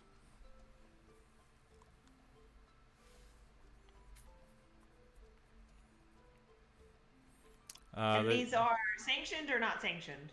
These are letters that someone put in the box, and it just happened to go into, like, someone put in the box to be sent off in the morning. They all seem to be personal letters, nothing with a really nice seal or anything. If there is any wax on it, it's mostly just a drip, just to keep it closed. Nothing super fancy or seeming of great importance. Seemingly. But like none of them are illegally being sent off the books. Roll me a d20. That's a 16. The one going to Port Una doesn't. I mean, there's nothing seemed to be off about it. The handwriting's a little sloppy and a little rushed, as far as like the destination, handwriting goes. But nothing too, doesn't look like off or anything. It just looks like someone rushed it and was a little sloppy with the writing on the outside. Yeah, that's all you find, at least this time. Okay, well, as the morning ends, you'll have your breakfast, you have your drinks, your brunch going on. And at this point, if y'all would like to go do any shopping with some of your newfound money, and some of the money you already had, we can do a quick shopping thing. In this town, you'd be able to find. First, you would have Tiff's Tinkering, which would be a place to find things like jewelry, like any rings or amulets or like necklaces or circlets or anything like that. Any finer jewelry kind of stuff. If you need any supplies for the road, you want to go to General's General Goods. Stuff for the horses, you would go to Fink's Slaughtery and Stables. If if you needed if you wanted to specifically go pick up milk, you could go to Aries Dairy. If you wanted to, Aries Dairy, yeah. If you wanted to switch out any of the money that you just got, you could go to Heklov's Savings and Loan, and at least exchange some of the different currencies you have. And then Harry's Hot House is a blacksmith who does all kinds of weaponry and armor and stuff like that. And that would be something. The Cork and Quill is where you might find potions or like wands or rods, maybe spell scrolls. If there was someone that could read spell scrolls, you might find some there. That's the kind of like a apothecary kind of place. Do they have like herbal stuff there? I'd like to re-get herbs and things for Okay, my teas for the herbs for your teas. Okay. You probably go over to the Cork and Quill. Let's say for just basic stuff, just for like teas. The Cork and Quill is actually in one of the nicer parts of town and has a little bit of a higher regard for themselves. So for how many days? Quite a bit of money. Yeah, how many days worth of tea are you gonna buy? I would like to get some like would depend on their prices. But I'd like to get a good amount of different things because I'm planning on, as we travel, if we go places, I want to sell things. Okay, well, it's a good couple of days journey just to get to the other side of the forest outside Lauren's Rest. So it'd be a good 2-3 days of traveling to get to another like established place. Yeah. So I want to get a good amount. Like I figure for just like our daily party tea, I'd like to get some kind of like good.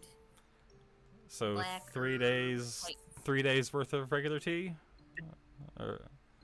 I probably would go more because I'd be paranoid that we'd run out. Okay, so like a week's worth. Okay, a week's worth of like average tea, okay tea, or like good tea. I asked him what's the price difference. Copper, silver, and gold. Okay, I'm gonna go for gold. Might as well get good tea. We deserve the best. Good tea. Okay, so a week's worth. Let's say a gold a day, so about 7 gold. Yeah. All right. So just take the 7 gold out of there, and there you go. And then I'd also like to get like some lavender. Okay, so just a basic like herbal kit, so just various like standard I want herbs. to get nice stuff so that. Okay, let's say like. Nice herbal. I want to have tea for breakfast, noon, and night, and at least have one of like their fanciest top shelf tea that I can afford because. Oh, their fanciest like top shelf. Top shelf or under the counter. Well, what do they got? Under the counter, they have a nice little herbal kit that would probably last you for a couple days of some nicer or your standard herbs, but they've been preserved well. And it's a nice little bundle of like some of their select ones that they grew, and like their little backyard kind of thing. Not any of the ones that they had imported or shipped in. Like some of the ones that they grew themselves in their little garden. You might that little bundle. That'd probably be a solid platinum for like one of their like special tucked away, hidden inventory kind of things. Like that. You get it? A platinum? Okay. Go for it. That's some expensive herbs. That is their special blends that most people don't even know they have sometimes, but they've seen you around enough that they know, like, okay, you know what you want. You know what you like. About all things, but I do know some about tea. Fair enough. So yeah, okay. You got your little tea shopping going on. Anyone else looking to buy anything specific for the road? I would like to find a couple health potions because I have a child following me. I want to go with Wisteria. Bertha! Okay, let me see. So you want to show me around? Oh, before I leave the Lizard's Taint, I want to have the barkeep break a gold for me. Okay, so you can break it down a gold to 10 silver or 100 copper or a mix of like whatever it works out to be. However you'd like to break it down. They'll have that change at the bar for sure. So yeah, with what you have right now on yours, you actually could afford a few health potions. How many? You could afford up to 3. And let me see. How much are they? 50 gold each. Dang, they're expensive. Yep. I also I'm have gonna get- third party, but I'm not there.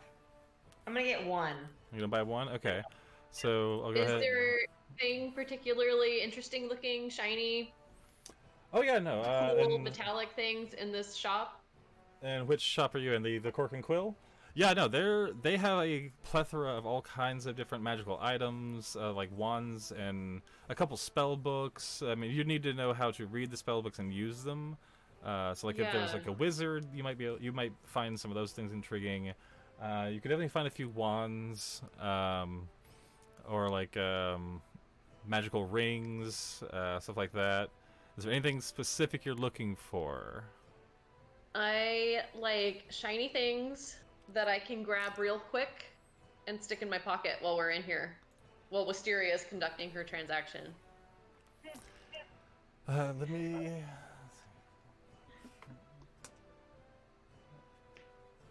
Oh, Bertha, I was hollering at you before we left to see if you wanted to come with us. Yeah, no. The owner of the establishment there notices you try to sneak anything. They rolled a 20 on their perception. Oh. It was a Am I 50 oblivious to her trying to steal stuff? You roll sleight of hand and you'll roll perception.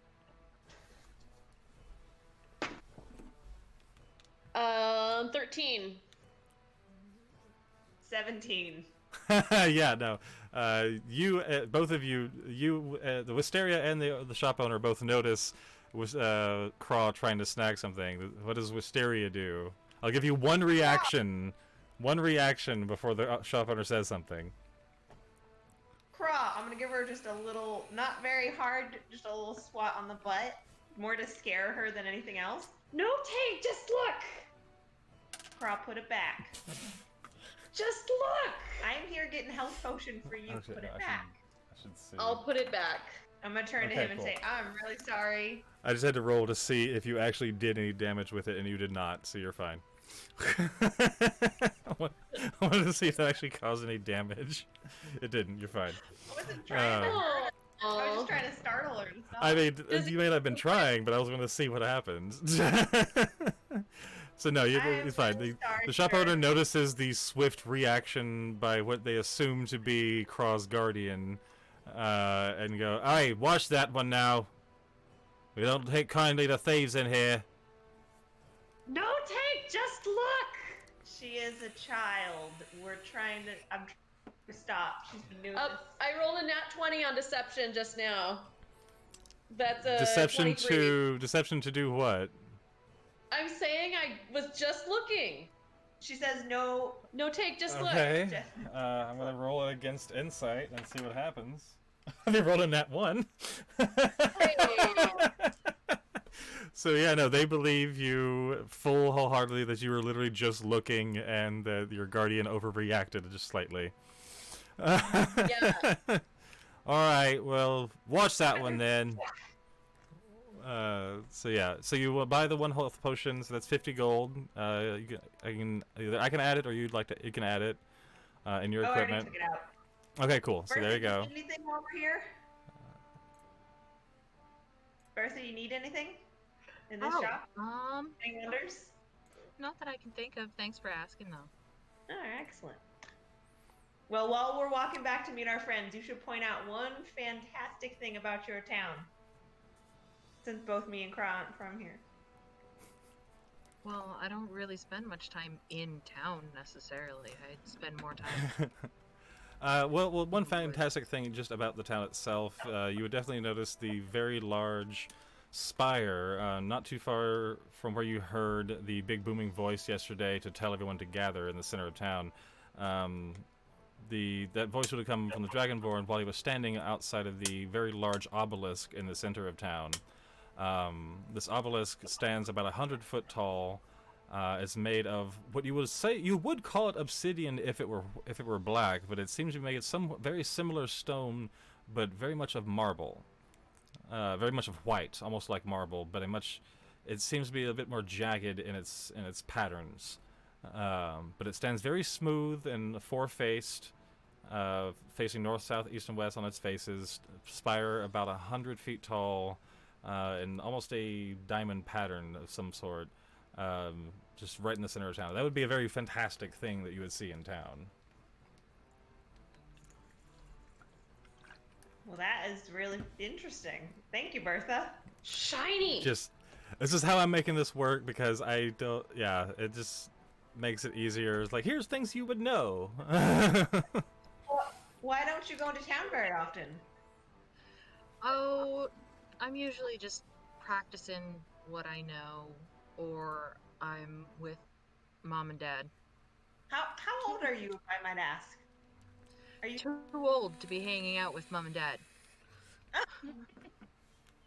All right, That well, is fair. I'll show you a good time while That we're is fair. doing this quest thing. Maybe we'll die, but you know what they say, I'm here for a good time, not a long time, so we'll have some fun, I promise. You know, I don't think I've heard that one before, but I like it. You would get on real well with satyrs. Is there like a tackle like store where I could look into getting some kind of better reins for my moose? Because since it's only been me, I haven't really cared so much. And just I mean, you would have a my own basic saddle and line. like you know, all the reins and all that stuff. You would probably have at least that set, like because you would Okay. travel before. You would definitely have like the saddle and reins and the bridle and all that stuff ready to go for the moose, because you would travel in the past. So But yeah. I just want to make sure I have like rope and stuff, or maybe go buy like a. Yeah, you can go to the general store. The general store would have stuff like that. You can look on your equipment tab and look up rope. It would probably be the average price here, no markup right now, because everyone just left. No one's like price gouging because like most of the tourists have left now. I need to buy some like silk rope or something because the regular Okay. rope is really heavy. Let's see, how much is silk rope? I'm gonna go to your page, check your thingy, and find out. Alright, let's see. Silk rope, 50 feet will cost you 50 feet of it will cost you 10 gold. Okay. Okay, so go ahead and take out 10 gold, and I'll add that rope in your inventory. Does anyone else want to try to pick up any items from anywhere in town? I wanna there go to anything that I cork could- and quill. Okay, so you go to the Cork and Quill, and what specifically were you looking for at the Cork and Quill? What's for warlocks, eh? Would you be looking for like an armor, or sorry, a magical armor, weapon, a potion, a wand? What all would you be looking for? There's many different things here that could enhance anyone's abilities. Just depends on how much you have to spend. Yeah. Well, I was looking through what I have and what I can do with it, Mm-hmm. and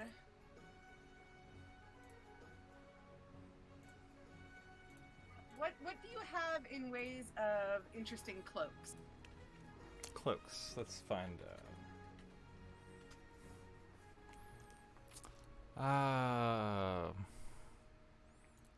let's see. So you'd see the shop owner kind of like start wandering through this one little corner of the shop that has like a coat rack with a few different cloaks hanging on it. I was like, well, we have let's see, one sec. I gotta figure out which cloak they might actually have here. That could work. One sec. I have a list for this. I just gotta figure out where the fuck I put it. There we go. I think that's it. Nope. Okay, hang on. I'm trying to figure out. Oh, come on now. First, I got to figure out which one they might have. So they have. One sec. Okay, so they have 3 cloaks on the coat rack. One cloak they would tell you has the power to flare dramatically at your request. Another cloak they have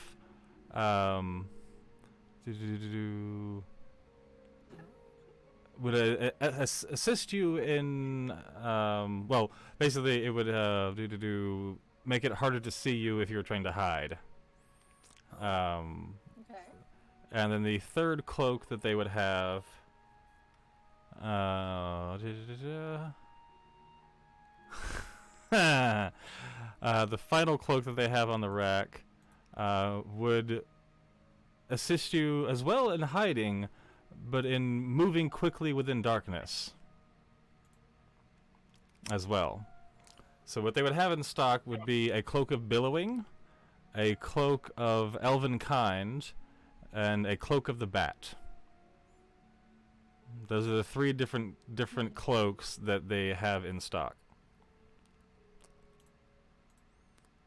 How much is the one that can help me move faster in the dark? Let's find out.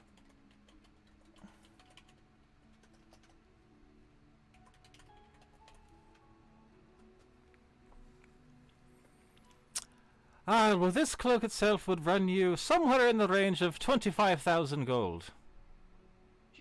Well, Jesus Christ. That's a bit much. How much? 25,000 gold. 25,000 gold, yes. Yeah. Well, thank you very much for your Would you like to check the other wares? Over at Heck Bob's. Well, that's that cloak. The other cloaks would I'm be good. cloak. Let's find out how much the other cloak. Would you be interested in one of the other cloaks we have here? No, I'm good. Thank you. Let's see if how much exactly. Nothing. I'm out. I want to see how much this other cloak would be. One sec, because I'm pretty sure the other one might get closer to your range. No, it does not. The first cloak you could afford. You could afford the first cloak. I'll say that you could find the cloak of billowing you could afford, but it would be quite expensive. Yeah, no, I'm like I said, I'm good on that. I'm Okay. gonna go make some change at Heck Bob's. Yeah, that was a rare cloak. That was like 3 rarity tiers up. So that was quite expensive. Well, I kind of have the idea, like, what am I gonna find in this shop? It's stupid. I mean, like, but not like dumb. Like, I mean, dumb. if you're looking for a cloak, expensive. we also do have wands. We have a couple imbued magical rings, some magical boots. If you're looking for stealthy stuff, they would have things you could probably get. Are you looking to be more stealthy or harder to hit? Do more damage? Like which way are you trying to go? I'm just curious as to what's. I was just curious as to what's there. It depends on what you're looking for. Because it's I'm not looking for something.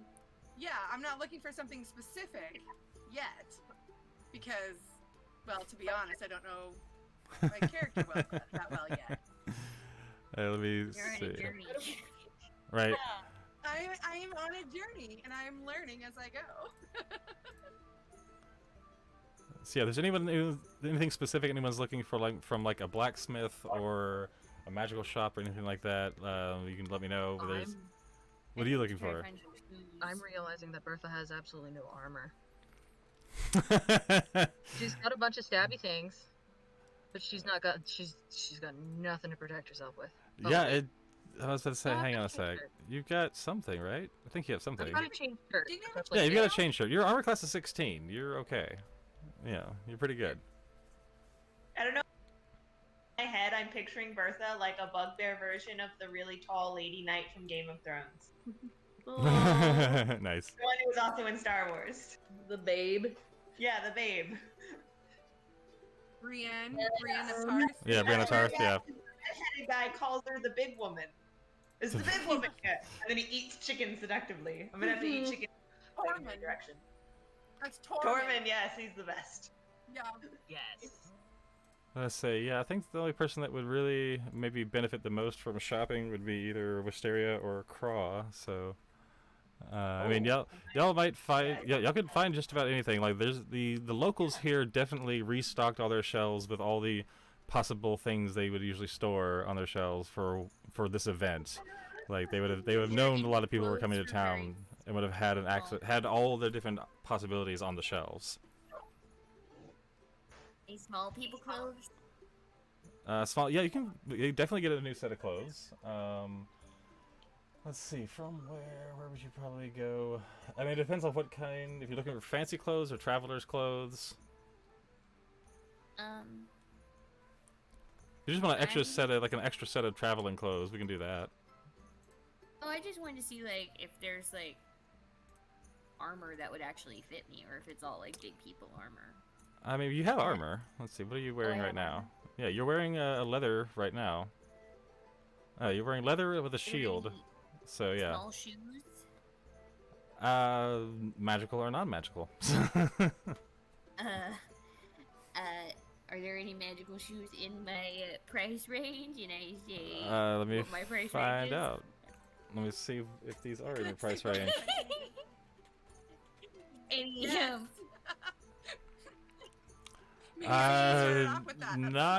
not in your. I don't think. I'm not sure. I have 7 platinum and I know. I see. 115 gold and 6 copper. Yeah, you've got a total of 185 gold. You would probably be able to find like a +1 something, like of something you already have. If you wanted to get a +1 version of something you already have, you could afford that at like the blacksmith. My armor for all. Okay, so would you want a +1 chain shirt, or sorry, +1 leather, or a +1 shield? Do I still have my shield when I'm casting, or do I? Yeah, you're still wearing it. It's just casting with your other hand. Yeah. Okay, then I'll make my shield. Okay, a +1 shield will run you about 125 gold. Okay. So I'm gonna go ahead and take that out real quick.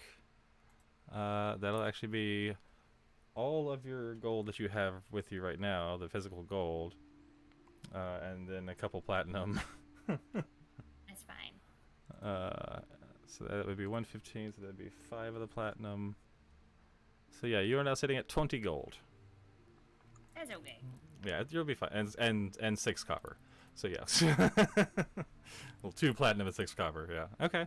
So yeah, I will go ahead and. I bought a bunch of fancy tea. I'm planning. If you would like to you can actually trade in your old shield, and I'll give you a discount on that. Can I do that? And can I also try to get rid of my rope, the big rope, because I'm not gonna carry it if I have. I mean, you have your cart, and like you have plenty of places to put rope. Oh, so I can keep the rope on my cart.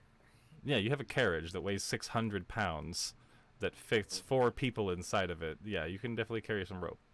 So I have 20 gold now and no platinum. You have 2 platinum and 6 copper currently. I already adjusted it. Wait. Oh, okay. And I'm gonna give you back. Did I just mess it up? Let me refresh and find out. I think I messed it up. Sorry, guys. Let me check real quick and. Yeah, no, that's not it.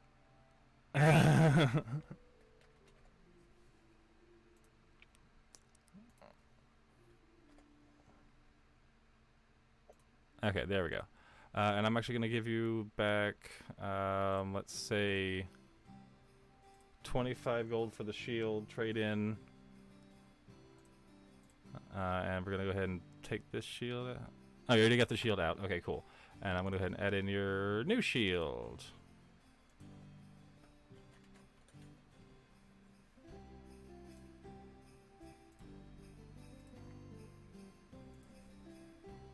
If it keeps me alive, it will have been worth it. What the hell? Why is it not? Oh, there it is. Okay. All right. You now have a +1 shield. Is it in my thing or do I have Yep, to it's there. update? It's there and equipped.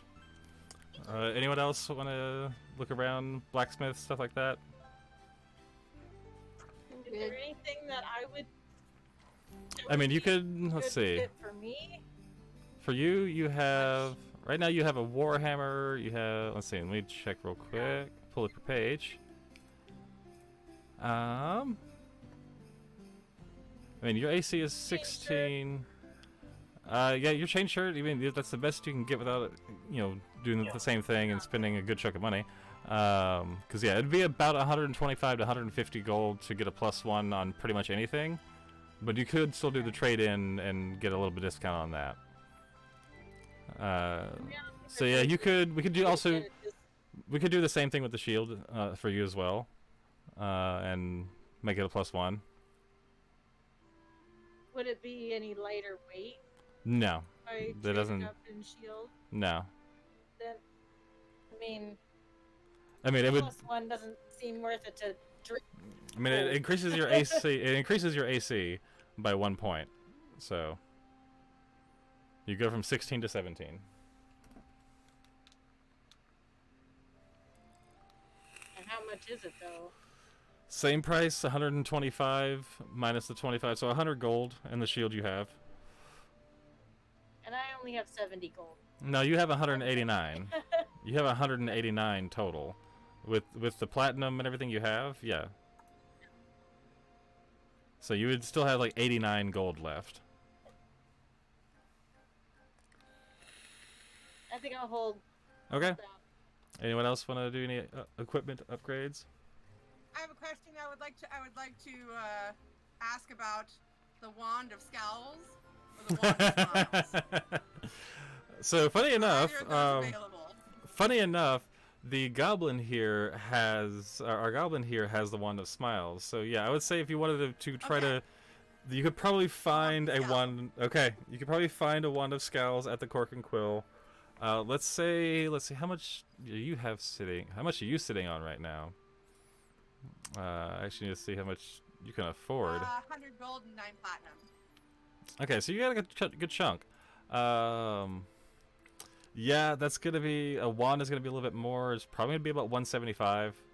But it's a wand. And you could use it as a focus. Like if you use that wand as a focus, I would say that if you wanted to do that, you could lightly cast the scowls as you're casting spells. So if a spell hits, it would also force the enemy to scowl. Isn't my hexblade also my focus? You can use it as a focus, yes. But if you're holding, depending on whatever you're holding in your hand is what you're using as your focus. So if you stowed your weapon and pulled out the wand real quick, you could switch the focus to that.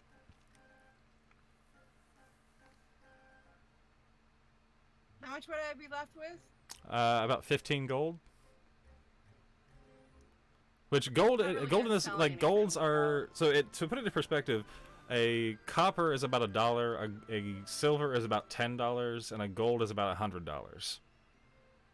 So like you'd still have $1,500 sitting around. Yeah, but I don't have a skill that I could really sell and make money on. There's lots of ways of making money.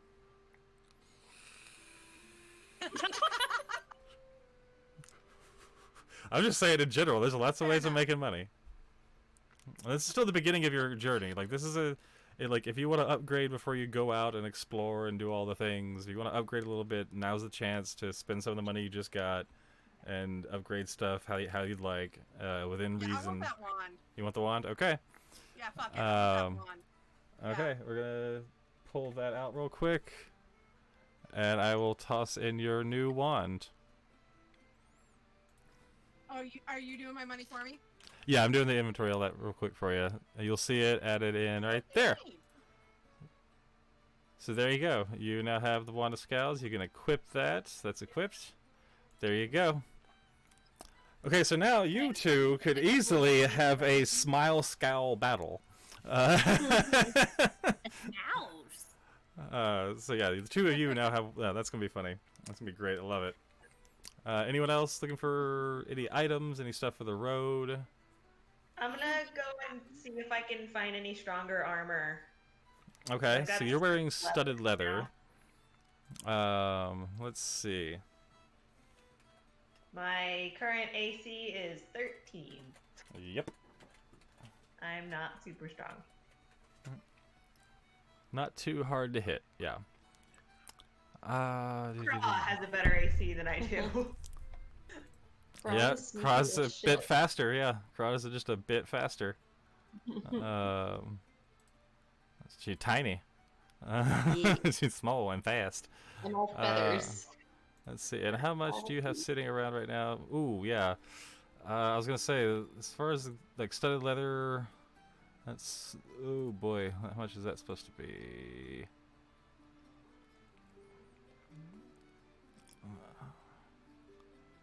Okay, so, youch. Yeah, that's, you know what, I'll say about the same 175. There's two different sources for these costs, and one is saying 1,000 to upgrade, and I'm not going on that one, so I would say the same, about 175 to upgrade with what you have. I mean, you could always try and convince Craw to lend you some. One gold piece. I'm not taking her gold piece. No, Craw has quite a bit of money. I modified it because she's like the equivalent of a 10-year-old child, and I thought it would make it interesting. I mean, you're also no. I mean, I did the math for you, so you'd have money. Because yeah, that's literally why you had money sitting in there. Okay, sorry. Damn it, I don't. Okay. 60, yeah, it was 60. 60, Yeah. okay. Come on. Yeah, I'm gonna put that 60 back in there because no, the money was there for a reason. Okay, sorry. I thought it just did that. No, I did math for you, and that was Thank what you you, got. God. Everyone started with an average, and everyone took off the amount of their most expensive equipment in their inventories, and you were left with a difference. So Okay. you already took out what you brought with you, and then like a flat fee for basic equipment kind of shit, like backpack and pouches and shit, stuff like that. Alright. So yeah, no, you had money for a reason. So yeah, actually Okay.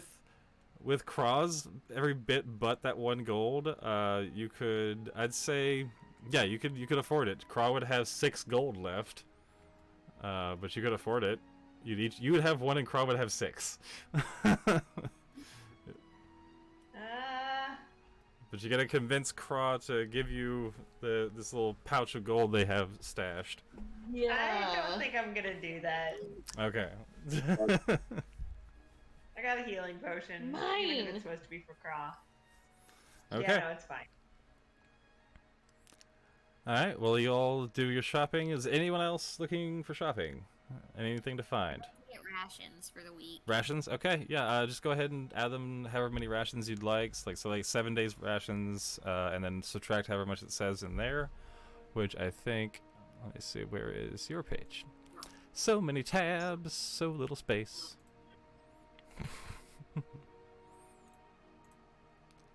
Alright, yeah, you get plenty of money left over. Let's see, how much? I already have 10 rations. Never mind, I'm okay. Okay, cool. I grabbed some of the leftovers from the lizard's taint, put those in my bag like bread and stuff. Sure. You get a to-go bag, a paper bag of just random food that starts like the oils and stuff start seeping through the brown paper bag. The extra bacon grease like discolors the paper bag they put it in. That's the good shit right there. Does my moose graze, or do I have to buy? Would I know to buy? You would probably have to buy feed. I think it's in Okay, there I'll buy as feed of some kind. And like water skins are in there if you wanted to buy extra water. I'd say about 1 water skin per day per animal. 2 for a moose. Write in what it is? Feed. Feed. Yeah, there should be some kind of feed or something like that. If not, then just add it in and other possessions. Type it in. It's fine. We'll say just like a copper per day for like some hay or some grain for the moose, something to keep it going. Does it take the money out as I put it in my. It does not. No. It just tells me how much. Yeah.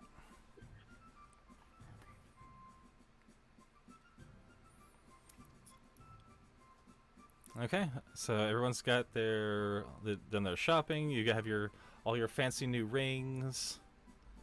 Some of you all upgraded your armor or your weapons and bought some new fuckery stuff with that wand.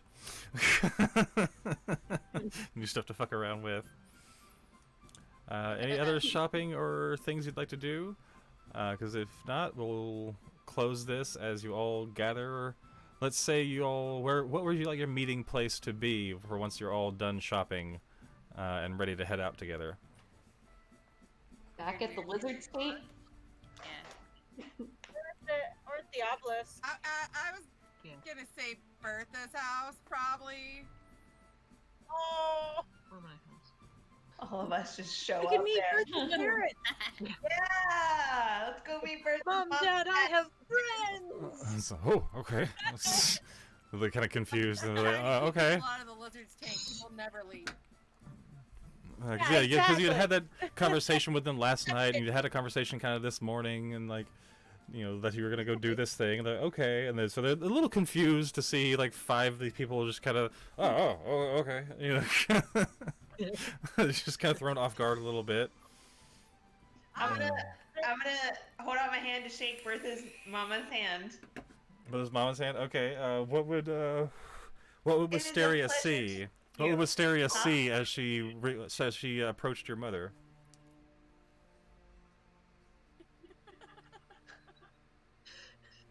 Bertha whips her head around. Don't you dare hit on my mother.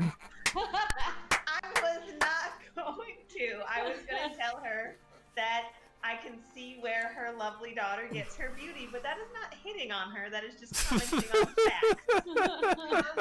facts. Be nice. And I'm going to get her mom. Hang on, I'm gonna see if your mom notices this.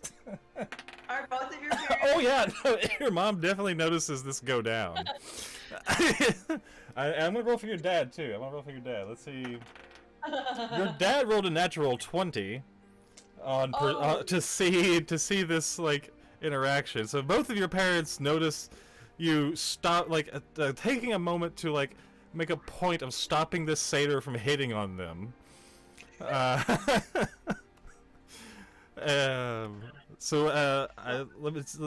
would your parents react to having seen you do this? Because I'm very curious to know about your parents.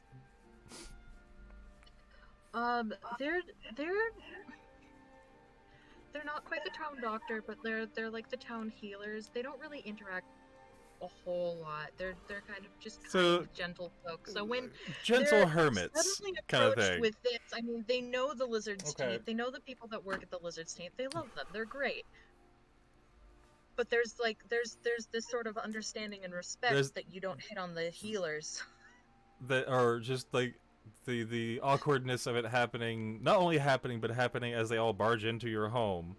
Okay, yeah, no, they would be a little, just not slighted, but just kind of like a slightly off-put, just a little bit from the audacity of all the 5 of you just barging in without knocking, because none of you knocked. I did not hear any of you say you knocked before entering.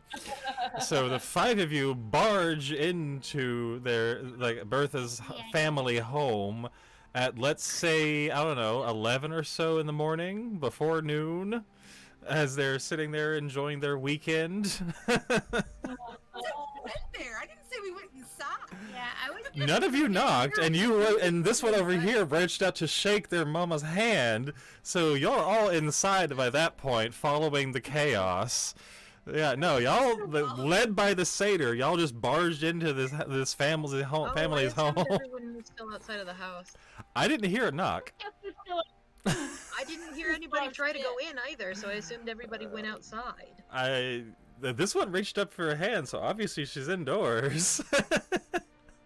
It's the morning, y'all are just finished having breakfast, you know? Like, there's probably still tea or coffee being enjoyed. Yeah, no, this one just barged the fuck in and go, oh, hi, I'm this person. But to be fair, it sounds sounds like wisteria.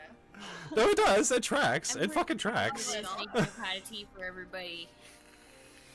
It definitely fucking Well- tracks. So yeah, okay. And sir, I do apologize for my brashness. I am from a very brash sort of people. I understood. Yeah. What was your name? I'm Wisteria O'Hollerswan. It is a pleasure to meet you. Wisteria. Oh, gotcha. Understood. What was your father's name? What?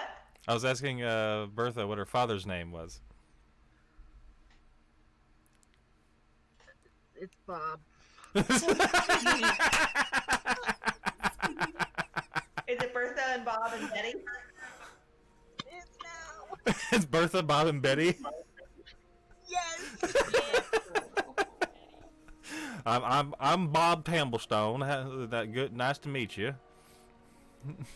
And as we made canon before, Bob Tamblestone has a permanent cast iron pan shaped burn scar on his forehead. Oh. Having at one point in his adventures as a healer becoming attuned to this frying pan that lives in the home. And if no one's familiar from something we may have discussed before, this would be the frying pun. The frying pun is an enchanted frying pan that whenever a character makes a joke that makes more than 2 people in the vicinity groan, summons into existence in front of said pun maker and bonks them on the head for 1d6 fire damage. Oh no! And as such, Bob has a permanent burn scar on his forehead from the dad jokes he is very apt to make throughout the day. Is this only in your house, or is this in general? This is within 1 mile of Bob himself. Alright. Pleased to meet you. And then I start backing away. Carefully, and I say, when you guys are ready, meet me a mile away down the road. Back up.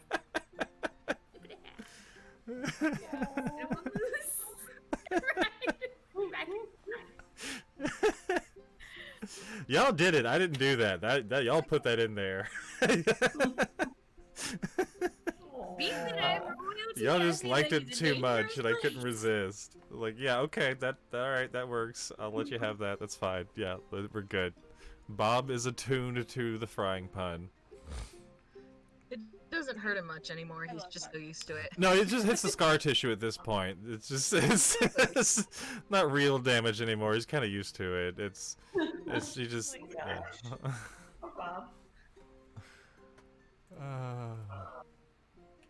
Well, would you like to meet the rest of the adventurers that your daughter is suddenly gonna run off with? Good sir and ma'am? Oh, yeah. Yeah, I guess so. Yeah. Who are y'all's? This is Craw. She's a sweet and innocent child who but never says anything but you know, inappropriate to the first very nice I doctor. wanted to tell y'all a joke. Do you know which bear is the most condescending? A panda. No. A panda. And then the frying pun was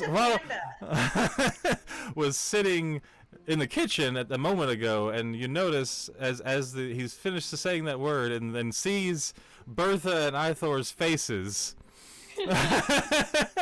the pan that was sitting on the kitchen stove now summons in a ball of fire in front of his face and hits him for 2 fire damage. Which, as a commoner with 4 HP, is quite a lot, actually. What's a panda? That's what we is. Oh. Well, pandas yeah. are quite lovely. And you see him, the frying pan just come and smack him right in the top of the forehead, and he just kind of like sits, like, gets knocked back a little bit, little dizzy, and just kind of like has to pat out some flames real quick. He's still the town doctor. If he's getting traumatic brain injuries every day. He's got innate healing. He's fine. This is a magical land. Well, he'll get a break when Bertha's gone because it's just going to be him and his wife, and so he can make all the puns he wants, and only one person will groan at them. Yeah, yeah, that's the thing. He's only happens when he's around other people because he just hangs out with his wife and his daughter most of the time. So he has to get both of them. He has to get hit both of them with one of his dad jokes. He'll finally have a break from the cast iron pun. Yeah, pretty much. Yeah, he'll finally have a break from it summoning and smacking him in the fucking head. Because usually it'd be like them sitting around the dinner table, and he'll make a joke, and it'll just pop off the fucking kitchen counter, and just come smack him across the face real quick. You know? Just come fly. Not even summon. It's so close range, it doesn't even have to summon when they're sitting at the dinner table. It just flies off the counter, just pop! You know? Doesn't matter if there's food in it or not. If they just cook with it, he gets hit with the food, too. So all his clothes are just a little dirty. You know, no matter how many times he washes them, they're just a little dirty.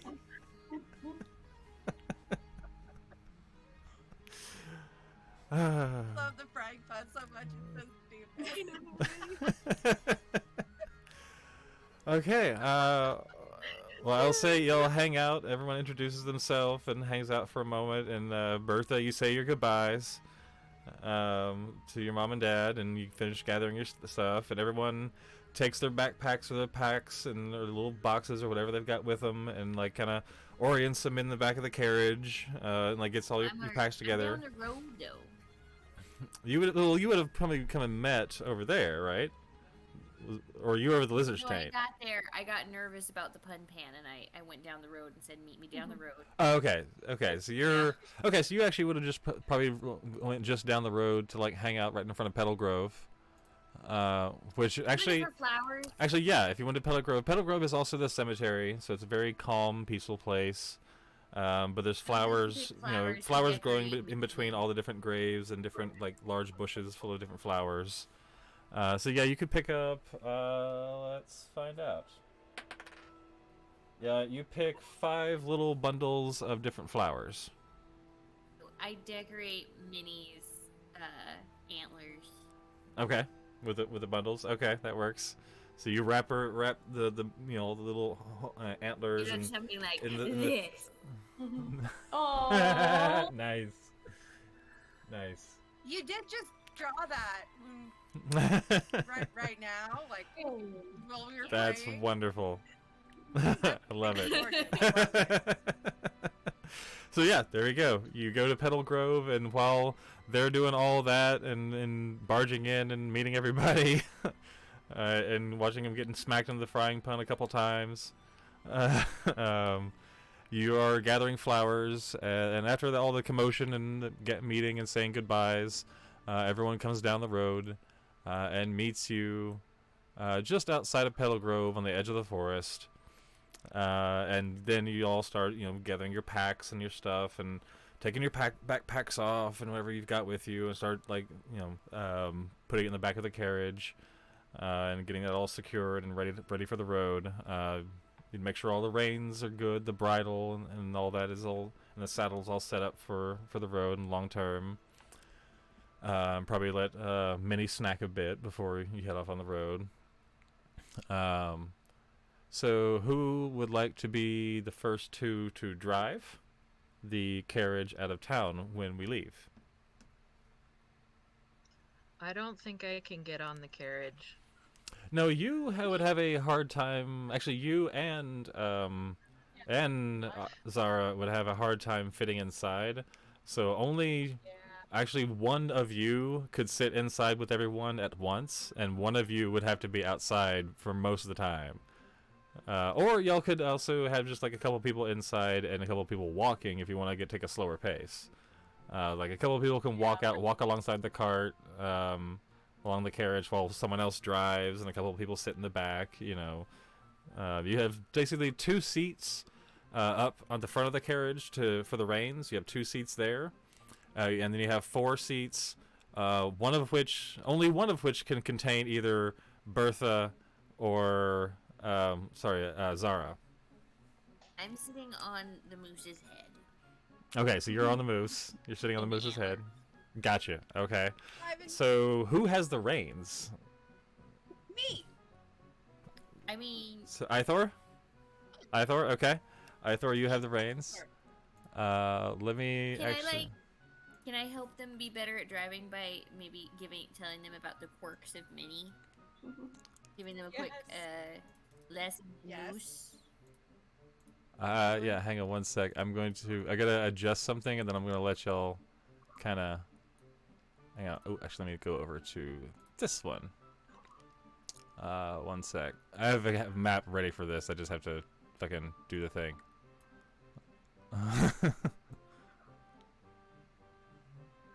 Because we're probably just gonna end up in formation how we're gonna be traveling, and that'll be it for the night. Just so we can kind of get see a visual of like what would be next time. I'm just trying to get everyone situated real quick. For future reference, the average size of a moose is 4.6 to 6.9 feet tall. Wow. Yeah, no, they're big. They are big. I was trying to figure out if maybe Zara could actually ride the moose at any point, seeing just like the difference in height. It would have to be a pretty large moose. I mean, you could sit on like the neck, like it'd sit on the neck and like hold the antlers, like sit on the back of his neck and hold the antlers, kind of thing. That would work. So. But isn't Minnie small for a moose? Maybe for a moose. Yeah. But still, moose are. There we go. Okay. For reference of size. So Ithor is gonna be up front. Ithor is gonna be up front. Who else wants to sit? Does anyone else want to sit up front with Ithor? I'll sit up. I did shower recently. Crow will sit up front. Crow will She sit up wants to front? look Okay, cool. Crow will sit up front with Ithor. Wisteria and Bertha. That means either Bertha or Zara is probably gonna have to walk for a little while, and y'all will take a slower. Bertha's probably hanging out with Minnie, to be honest. Okay, so you probably just walk, over, alongside the moose. Walk alongside Minnie. Yeah. Okay, so Zara, you could sit inside, or you could walk alongside.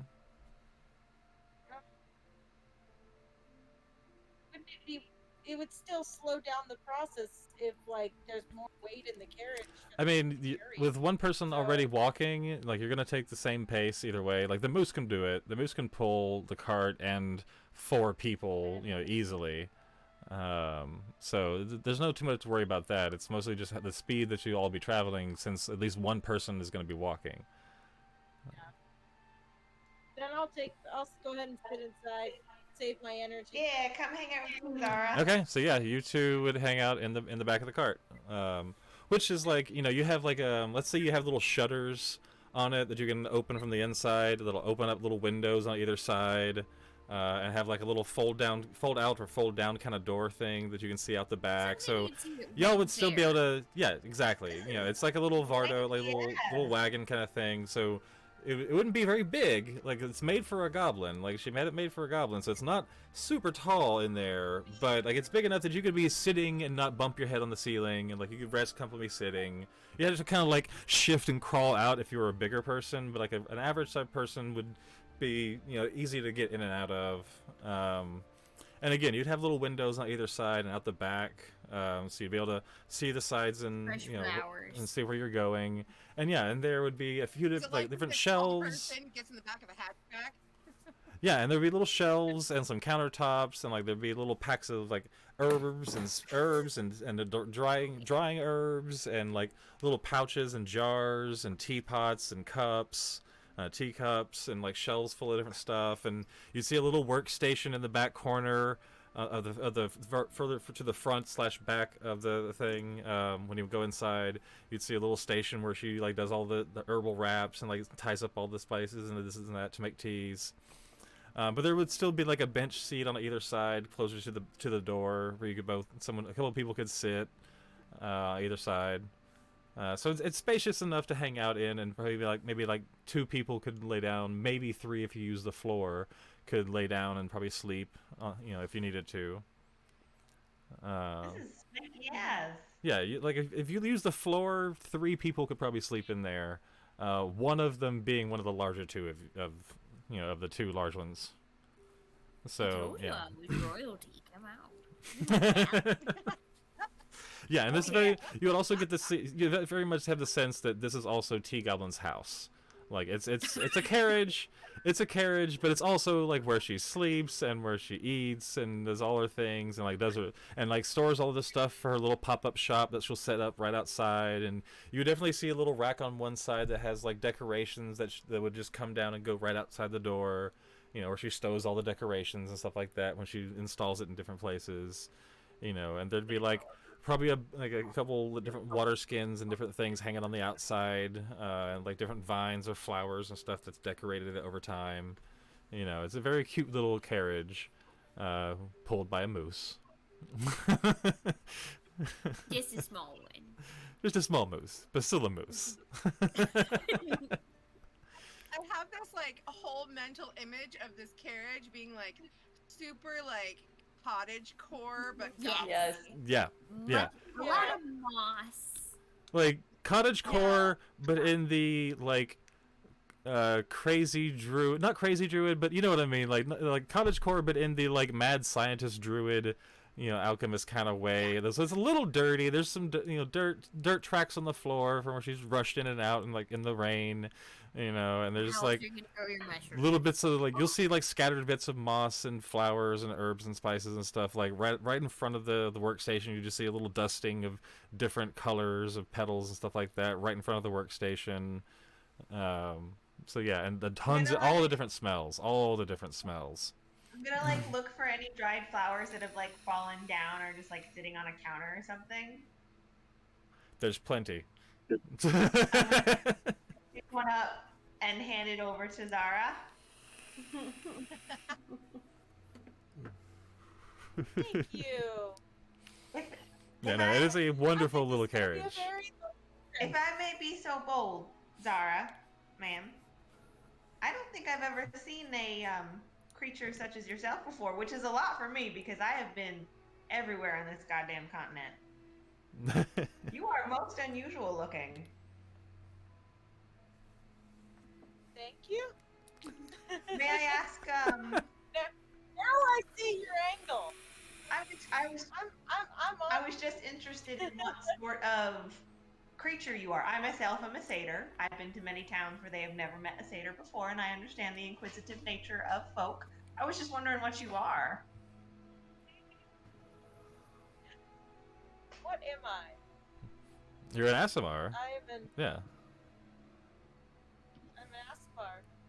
What's that? Would I know what an Aasimar is? Yeah, I mean the races are that's actually part of history. No matter where you go, is like the basic races. The Aasimar in particular would be somewhat famed because they're originally a construct of the gods themselves. The gods created the Aasimar as a race to serve each of the different gods in the ancient wars. So. I don't think I've ever met an Aasimar in person. It was lovely to meet you.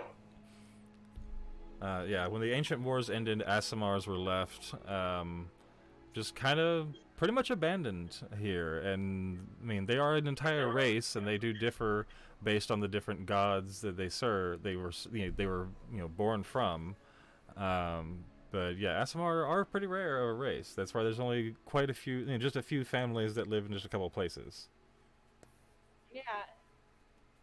And we're not usually out just among, the rest of the world. We kind of are more drawn to just doing our own thing, yes. And being more in nature. Same. We tend to stay where we are, us, satyr folk.